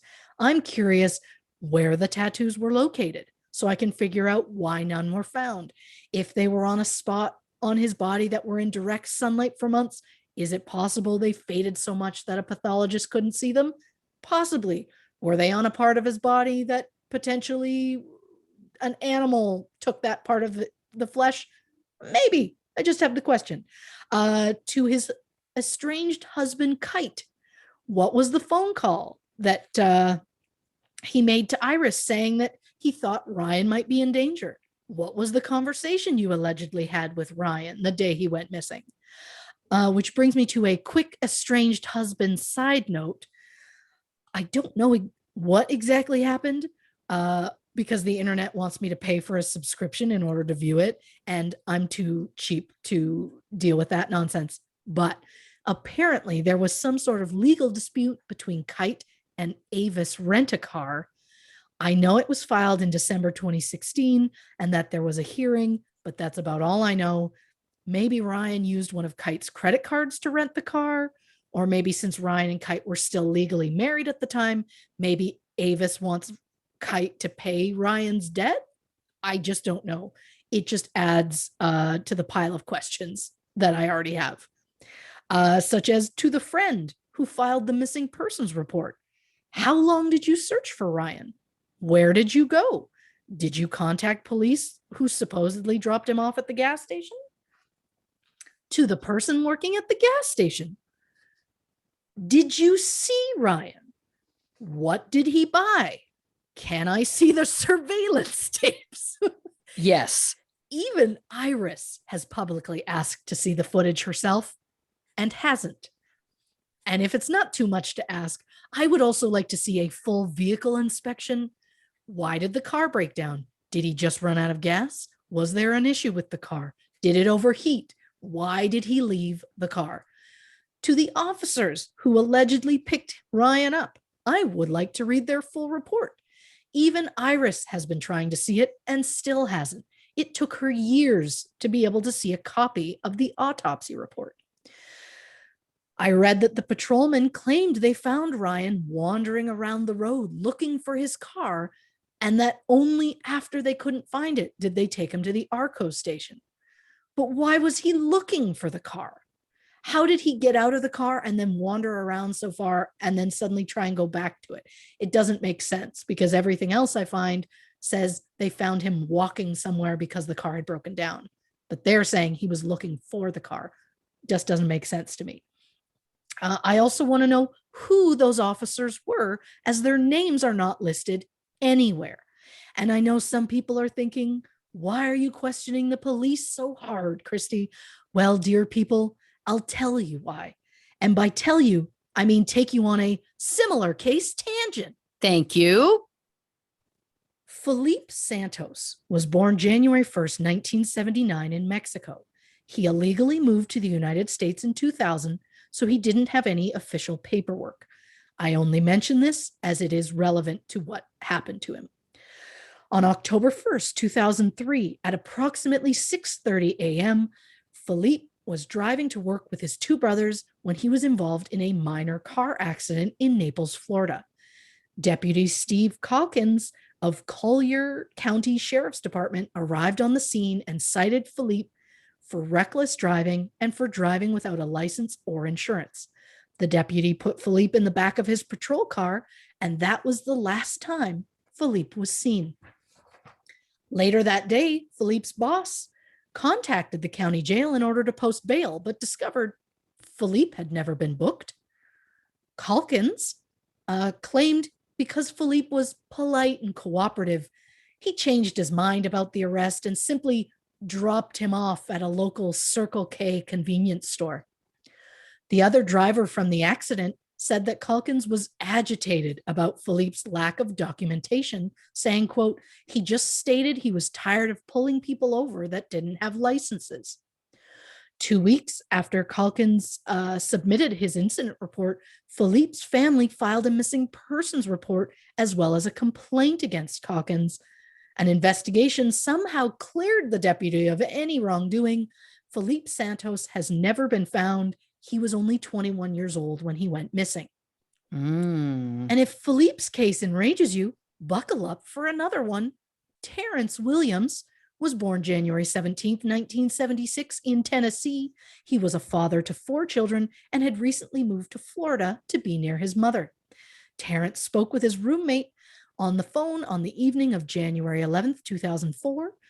Terrence decided to drive to a party at a coworker's house, despite the fact that his car registration had expired and that his driver's license had been taken away previously for driving under the influence.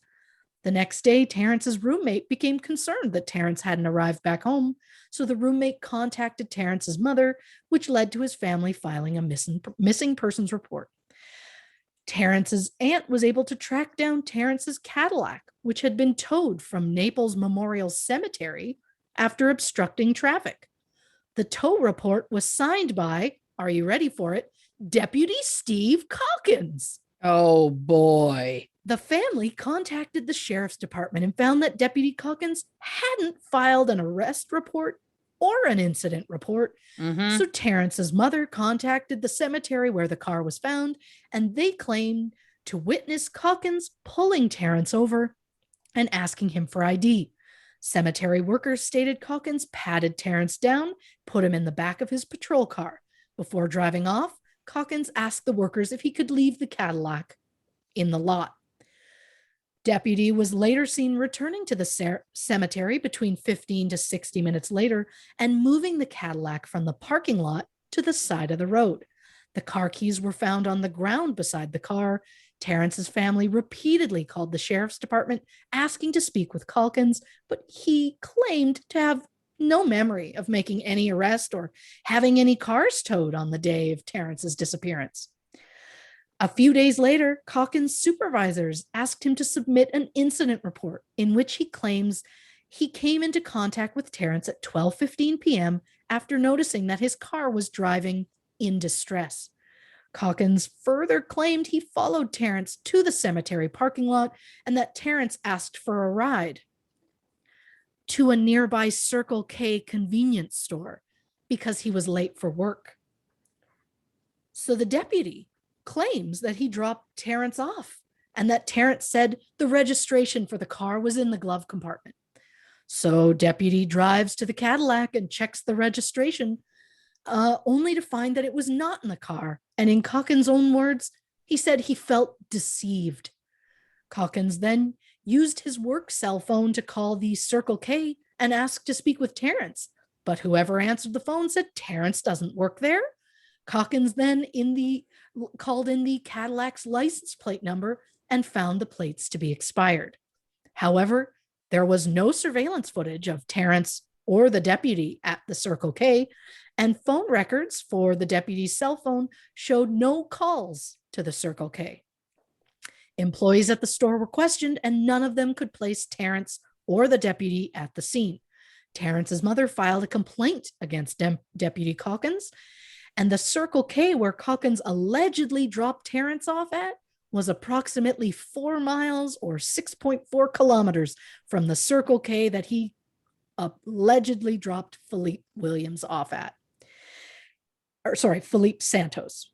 And if we aren't already suspicious of Deputy Calkins, a recording was found on his call to dispatch requesting a tow of Terrence's Cadillac. In the recording, Calkins described the car as abandoned and blocking the road. He even went so far as to joke with the operator, saying, quote, maybe he's out there in the cemetery. He'll come back and his car will be gone. And at one point, he even referred to the car as a, quote, homey Cadillac. Approximately 20 minutes after calling for the tow at 1:12 p.m., Calkins requested a background check on Terrence Williams. Since the main person of interest in Terrence's case was a police officer, the Florida Department of Law Enforcement and the FBI were called in to work the case. A forensic investigation of the patrol car was done, and cadaver dogs were used to survey the area. No further evidence was turned up. Deputy Calkins was fired from the department in 2004 for providing conflicting information about both missing persons cases. And since being fired, he has just refused to speak with investigators about either case. No criminal charges have ever been filed. Calkins just nicely moved to Iowa. Terrence Williams has still not been found. He was 27 years old at the time of his disappearance. But both men were last seen in police custody, the same officer, I might add. And this same officer claimed to drop the men off at a Circle K store, which all feels too coincidental. And the fact that the cop is getting away with it is enraging to me. Yeah. In September 2018, actor, director, producer Tyler Perry offered a $200,000 reward for any information leading to the location of Philippe Santos and Terrence Williams, or to an arrest in the case. Also in 2018, Terrence's mother filed a wrongful death lawsuit against Deputy Calkins. Well, I guess he's no longer deputy, just Calkins, which found that he was not responsible for Terrence's disappearance due to a lack of evidence. The finding is currently being contested, which leads me to a brief synchronicity side note. Synchronicity. Which I live for because alliteration. Thank you. The lawyer working with Terrence's mother is civil rights lawyer Benjamin Crump, who was part of one of the documentaries that I watched while researching episode 20, Tupac Shakur. Hello. In the end, I'm afraid that my theories might not be what the dear people hope for. I think that either Ryan left the gas station in an attempt to waste time while waiting for his ride, and due to the heat and probably his lack of food and or water, he could have become disoriented and passed out in the desert. Do I think that Ryan was targeted so that his organs could be harvested? I don't. I think it's fairly believable that predators or scavengers came along and, forgive me for being gross, but consumed his organs. Animal instinct is to go for protein, and they're going to find it in the stomach, which is soft and doesn't have any bones that they have to get around. So it's probably the first place an animal would go. However, I find it odd that if his body was just lying there, that it would have taken more than 2 months for someone to come across it. The hikers who found him, one was a local resident. Did he not hike that particular area often? When was the last time he hiked the area? But I think it's more than possible he could have suffered from some sort of stomach wound, like a stab wound or a gunshot, and maybe after being attacked, he was left out in the desert where he was found, or maybe he was left in one location and moved there later. But who would assault him? I mean, we could guess anything. Did he come across someone in the small town who was intimidated by Ryan's 6'5" stature? Maybe. And what about the friend he called? What if, and I'm just speculating here, Of course, what if the friend did find Ryan? They talked. The guy tried to convince Ryan to stay in Los Angeles and finish filming their documentary. Ryan refused, saying he was going home to Georgia. The friend got mad. Something happened. He drove home and overnight came up with the plan. I'll call tomorrow, do a missing persons report, and then wash my hands of it. Again, speculation, because that's the only thing with this case. If someone was involved, the only way we will ever find out the truth is if the person comes forward and admits what they did or what they saw. With zero physical evidence and no leads, it seems as though there is just nowhere else for this case to go. Reporting for True Crime and Cocktails, I'm Christy Oxborrow. Wow. Really stellar work. Now, Too much. I'm not too much. I'm just enough. Now, I need to take a quick break because I need to fill up my wine because I have some batshit theories. Can't wait. Truly, that I cannot wait to share. I've taken extensive notes. Of course We're going to you get have. into them. 2 seconds. We'll be right back.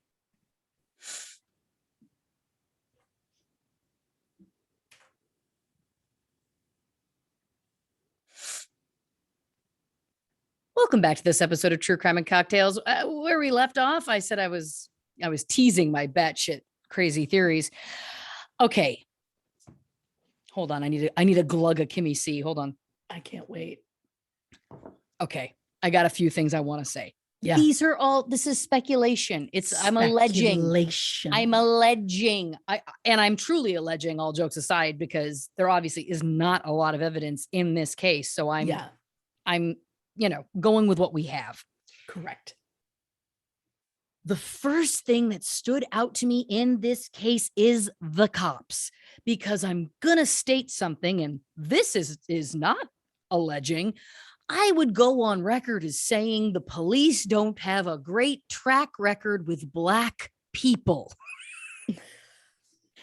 I don't know where you're getting that from, but Thank you very much. Yeah. I think that's a fair statement to make. Yes. So for me, the thing that I know I sound like I'm being glib. I very seriously, when you started saying that it binged me, it binged me. I don't know where that came from, but it hit me right away when you said that it was like cops were driving him around to find his car. I'm like, that's weird.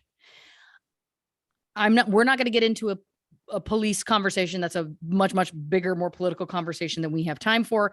But it just struck me right away because I was like, that doesn't seem like a common occurrence to me. So I felt chilled when you got into those other cases because it does feel like odd. It's just odd to me that it's like, well, he was wandering around. So we picked him up. We tried to help him find his car. And when he couldn't find it, we dropped him at a gas station.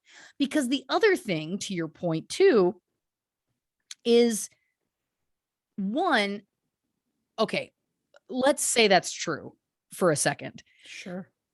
If he was so intoxicated or high that he drove off the road or his car legitimately broke down, but he was so high that he didn't know.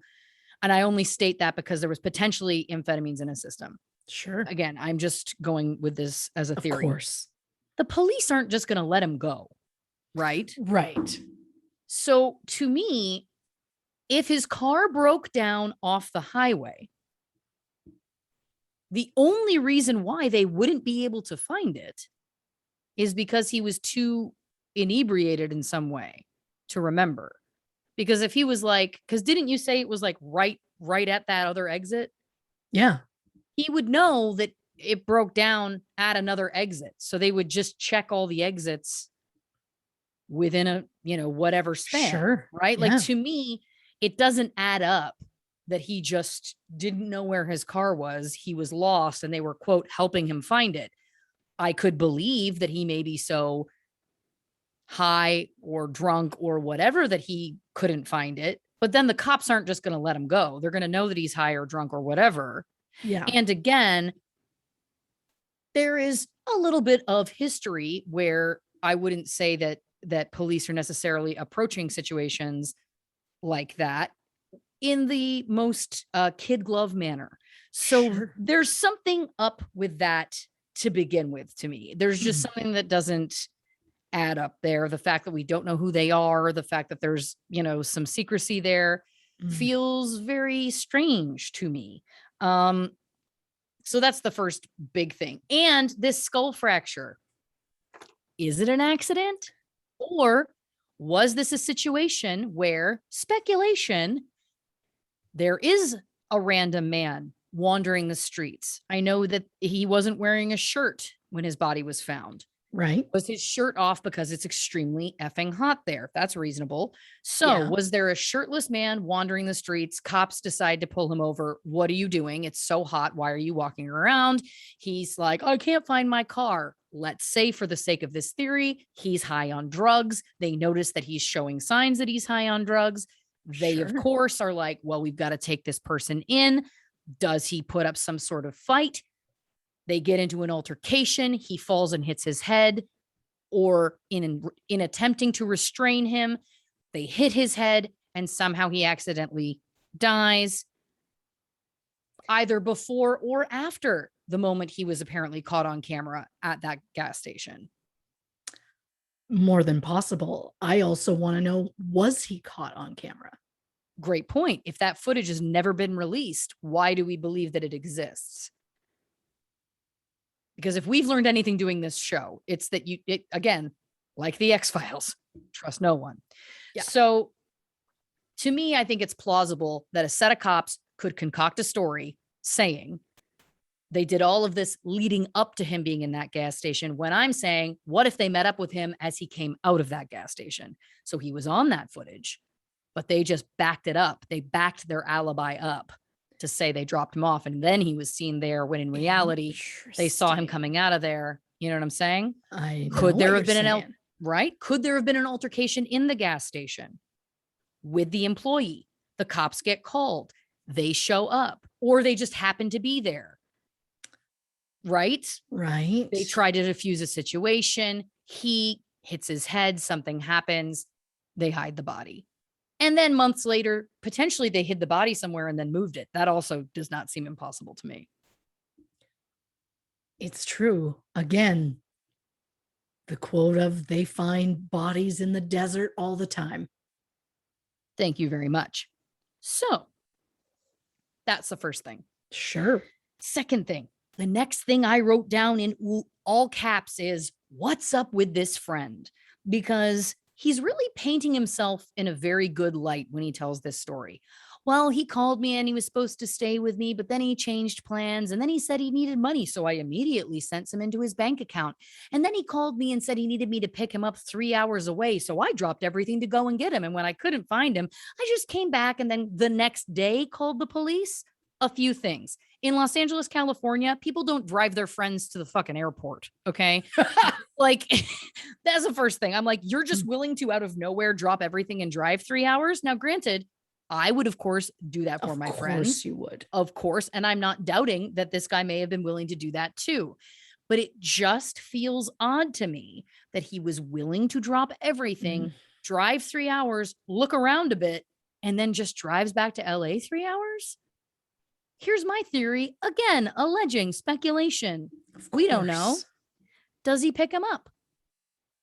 Does he meet up with him right away? Pick him up. Bring him back to LA. Does something happen either on that car ride or once he's back in LA? And that's why the phone call was made about the missing persons report the next day. It's because he would have picked him up. I know that the deputies said he was walking out of that gas station around 2:20 p.m. Yeah. It's feasible he could have been back in LA by, let's say, takes 3 hours to get there. Let's say his buddy picks him up at 5:30. He could be back in LA 8:30 or 9:30 p.m. if there's rush hour or they stop to get food or something. Right. Is it possible that something happens between 9:30 p.m. that day and 9:30 a.m. the next day? There's a lot of hours unaccounted for then. And then at some point, that body gets taken back because it was left very close to where he was last seen, which feels like if someone was trying to make something look like, a missing person, right? They could potentially leave it very close to where he was where he was last seen. Yeah. I think that there's something also there, which brings me to my next potential theory, alleging speculation. This husband, where was he when he made that call to Ryan's mom? I don't know. No, exactly. And he said to her on that call, he's in California. He's in danger there. Is the reason Ryan was in danger there because he was also there? Interesting. Because there's nothing that's going to make you look less culpable than saying, uh-oh, I hope he's not out there. He could be in danger in California where I'm not. Right? God, I hope that's exactly how he put it. But yeah. But you know what I'm saying? Like, it's like, is it possible that he had something to do with this? Is it possible that they had some sort of fight? I mean, they hadn't been split for that long. And it sounds like they had a very kind of tumultuous relationship. So I offer that again, is it also possible, and this is kind of bringing those last two kind of ideas together, is it possible Ryan was scared of his ex-husband? Is it possible that this friend picked him up and then he said, you got to cover for me, file a missing persons report? Was Ryan still alive at that time and trying to hide out, either from his husband or from someone else? Was he still alive?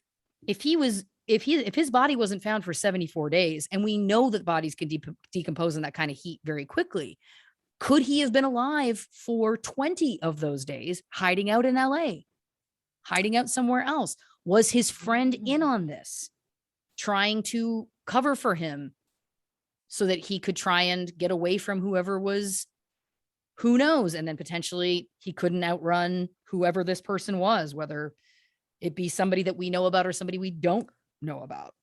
Right. Again, I offer that. That was a thought I had. Another thing I wanted to offer is I would give your kids a kidney so you don't need to worry about the black market.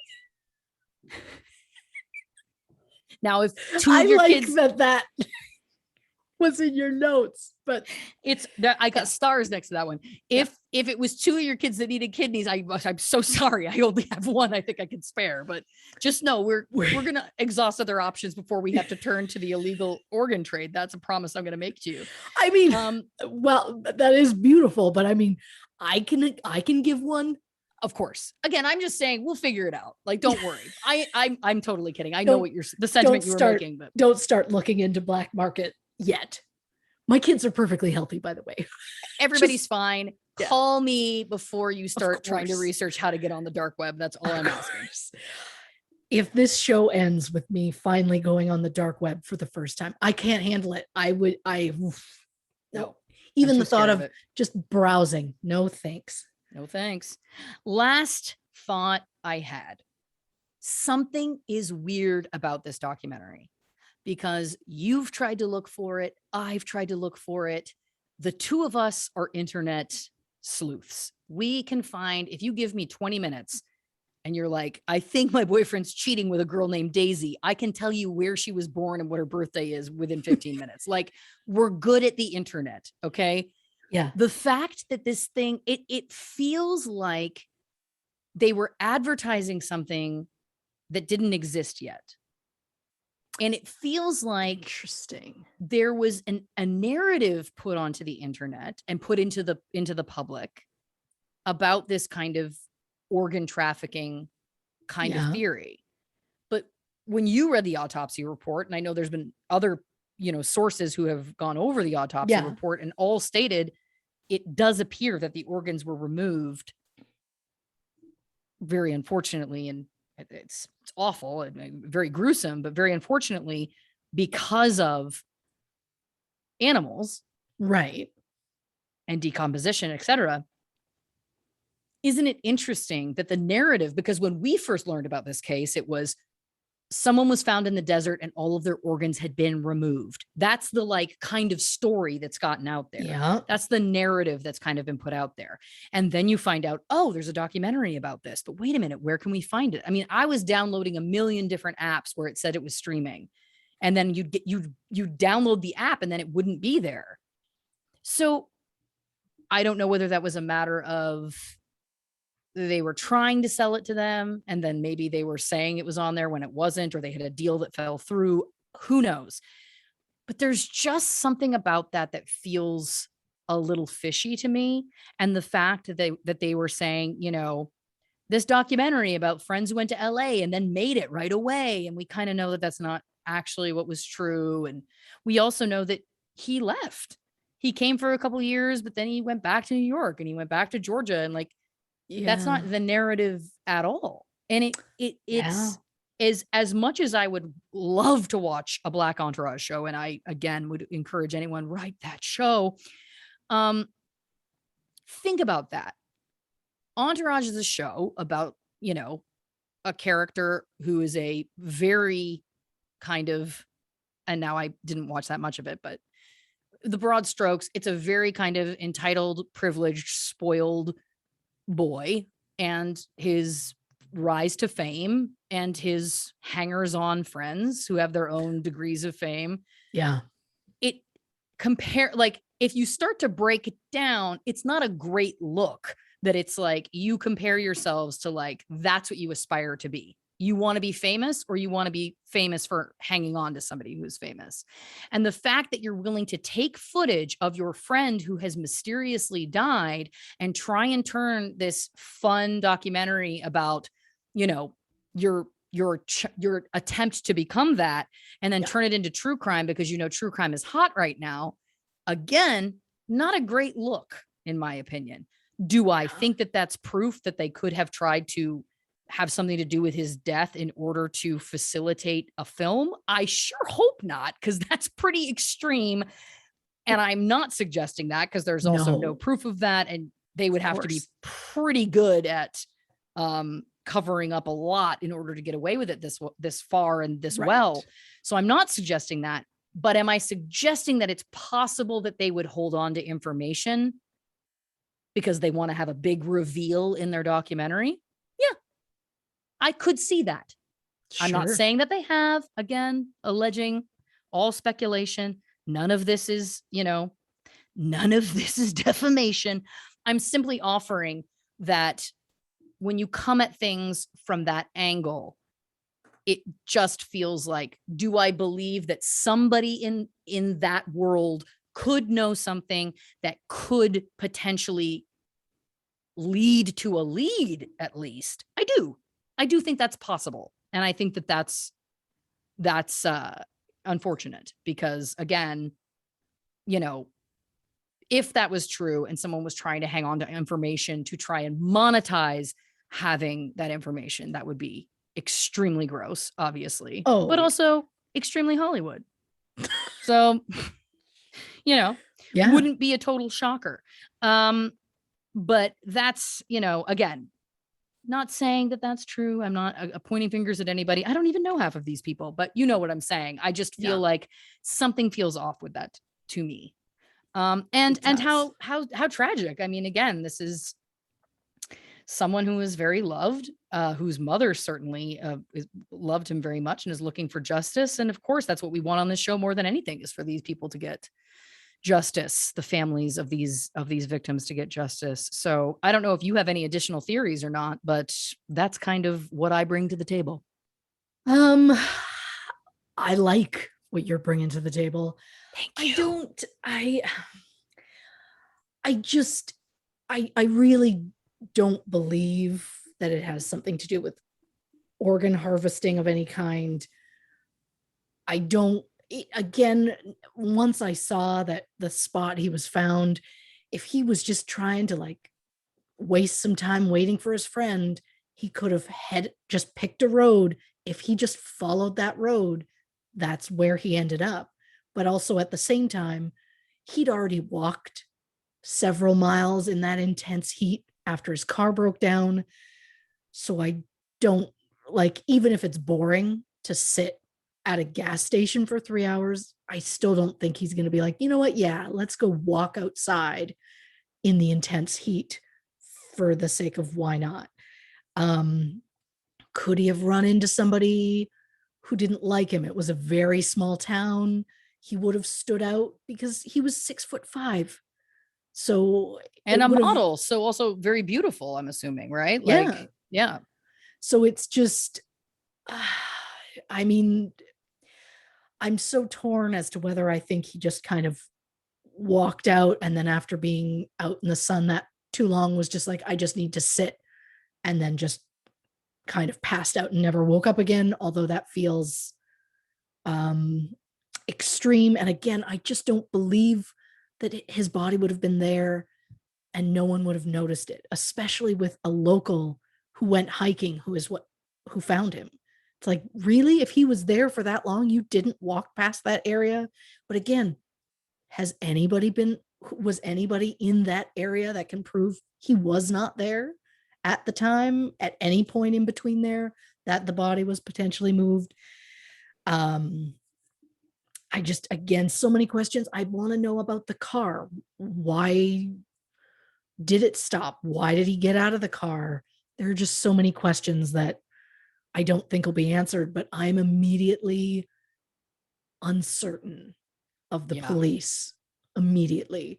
I just want to know, is there actual footage of him at that store or not? I don't know. There's just so many questions, and more and more when we do this, I want to not only get the young listeners into STEM, I also would like someone to get into something to make us a time machine. That's the other thing. That's how we need this time machine, because I came up with a name for us as a travel through time duo who go around and give hugs. The hug smugglers. That's right.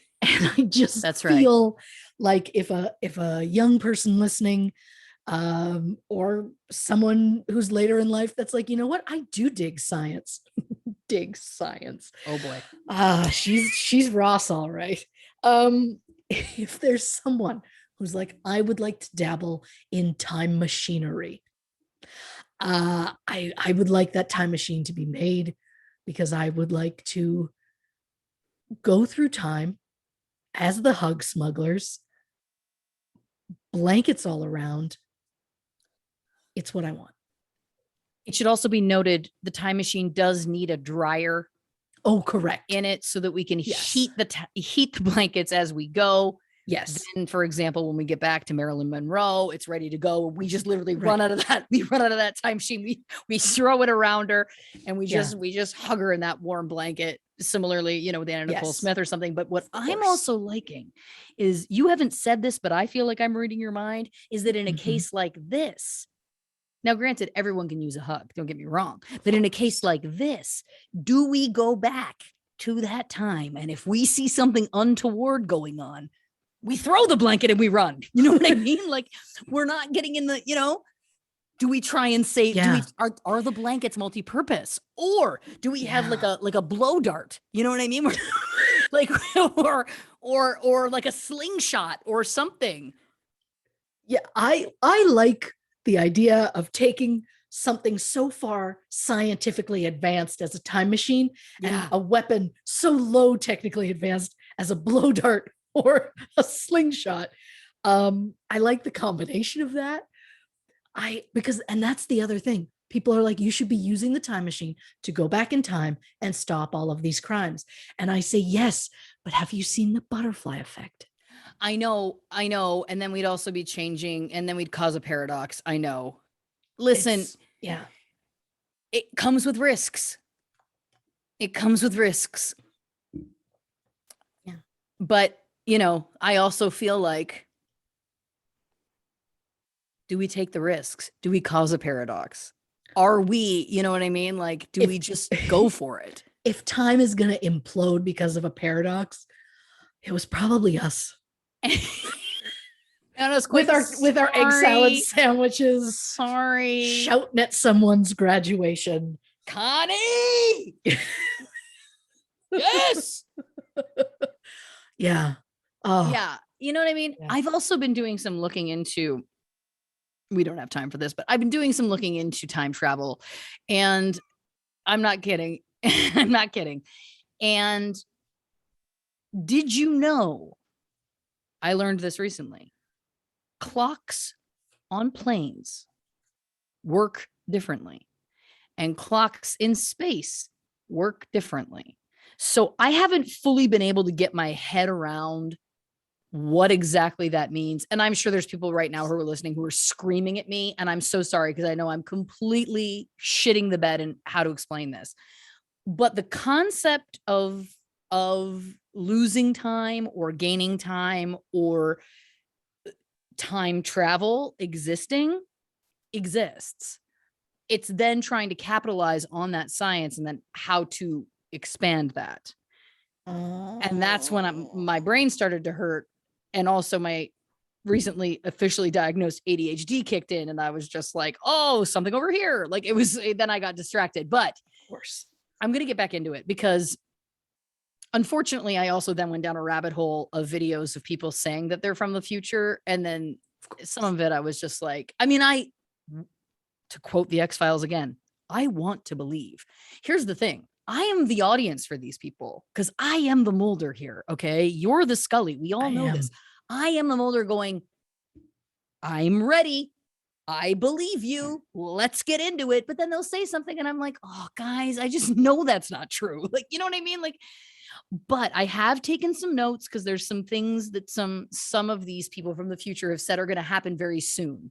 So I've taken notes, and we'll see if they come true. I don't have high hopes. Sure.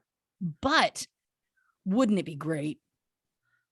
Wouldn't it be great if they did? Because then it's like, we just have to start spamming these people going, tell us what you know about the technology.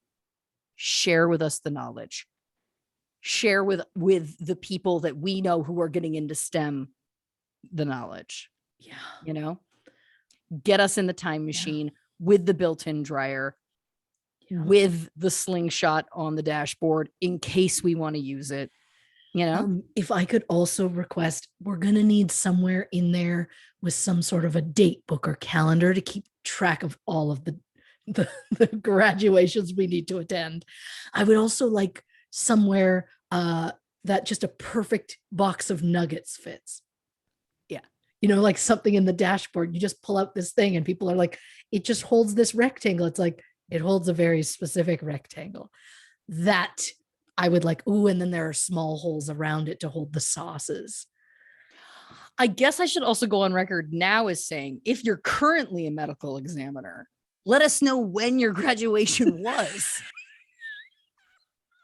And if we somehow get the ability, we'll come back. But then in order to avoid the paradox, we will have to will we have to disguise ourselves? Because they won't know who we were back then. That's true. To anyone who is a medical examiner and listening, if you remember some wacky broads at your graduation. Yeah. I'm not saying it wasn't us. We don't even know yet, is the thing. We don't know. We've gone so far off the rails with this, and I know that we're going to get some real colorful fan letters about this, which I can't wait. Like people saying they've seen us at different events throughout their lives. And I love that because I think that's joyful. I can't wait for the photo where it's like blur. And they're like, is that blur? I see red. Is that your hair? Is that you? And then it's like, might be. What I would love is for someone to just zoom super in on like the Last Supper and like in the deep BG, there's you and I with our helmets and just going like, we've gone back too far. That's amazing. I like that you have us in helmets. Safety first. Oh, I meant with the beer, with the cans. Oh, like you've got two Palm Gay cans and then the tube. I didn't mean for safety. I thought you meant for safety, but for booze is even better. You've got Palm Bays. I've got Cutwaters again in the tube. That's so sorry to interrupt, but I do have to say, we get so much amazing fan art, which we do also display on our website, truecrimeandcocktails.com. If you've sent us some and we haven't gotten it yet, or haven't responded to you, send it again to theories@truecrimeandcocktails.com because we love the fan art. It's so great. And this is my latest plea. Yeah. The Last Supper, but with Christy and I in the deep background, looking like complete yahoos. That's my latest dream. I beg. Yeah, of course. Right? Oh, and if the time machine could also have some sort of mini fridge. Yes. I guess what I'm saying is a time machine RV. When are we going to get real about actually getting an RV is the bigger question. Oh my God. You and I driving around in an RV sounds like a nightmare. Helmets for everyone outside of the RV. Do you know, I actually feel very confident driving large vehicles. Thank God, because I don't. I drove a moving van from Chicago back to Toronto once the whole way. I feel very confident in like a very large vehicle. I know it's wild. Well, brace yourself, summer of 2022, because we're going to be driving through. Well, probably not the summer. That would be the worst heat, but maybe like early 2022 where we can map something out. Look, we're going to drive an RV around. Yep. But and you know who sells RVs? Mark Wahlberg. He has a side business selling. Yes, he does. I'm not kidding. That man diversifies. Anyway, that's another story. I guess I could just also, just as a postscript to that fan art ask, I guess us in the deep background of any kind of iconic historical image would be great. Sure. Great. Christy Oxborrow, thank you so much for your work on this case. It really is, I know that we've been having a lot of fun in this episode, which is a joy. But it is such a tragic story. And it really is so sad that it just feels, again, any of the cases where it feels like it's such a dead end. It doesn't feel like you're going to get justice. Those are the ones that confound us the most. This does feel like an unsolved mystery. I don't know whether if Unsolved Mysteries is going to come back, if they would consider this one, but I do feel like this is right in that wheelhouse. So I do hope, and I do hope that that documentary comes out. I do hope that they release it. And especially if there is potential information being sat on, I just, of course, as always, hope for justice for the victims and the families of the victims. If you haven't followed us already, you can follow us on Instagram, Facebook, and YouTube at True Crime and Cocktails. You can follow us on Twitter at Not Detectives. Again, like I said earlier, you can go on to Patreon, patreon.com/True Crime and Cocktails, where you can sign up for a lot of fun bonus content. We have so much fun over there. And Christy, do you want to talk about the next episode? Because I know it's one you're very jazzed about. Oh, I am jazzed about it. On the next True Crime and Cocktails, the Glee curse. That's right. People are saying, what does that mean? Well, there was a television show called Glee. You all remember it. And if you don't, Google it. But there, of course, is a very large amount of deaths, mysterious deaths, some mysterious, some less mysterious, but there's a lot of deaths connected to that show, correct? There is a lot of true crime related things connected to that show. Well, I guess that's all we're going to say for now. So tune in next week for that. Can't wait to learn more about the Glee curse. As always, Christy Oxborrow always brings the goods, and we are all lucky to be able to benefit from it. Christy, do you want to say goodnight to the people? Good night, people. Good night, everybody.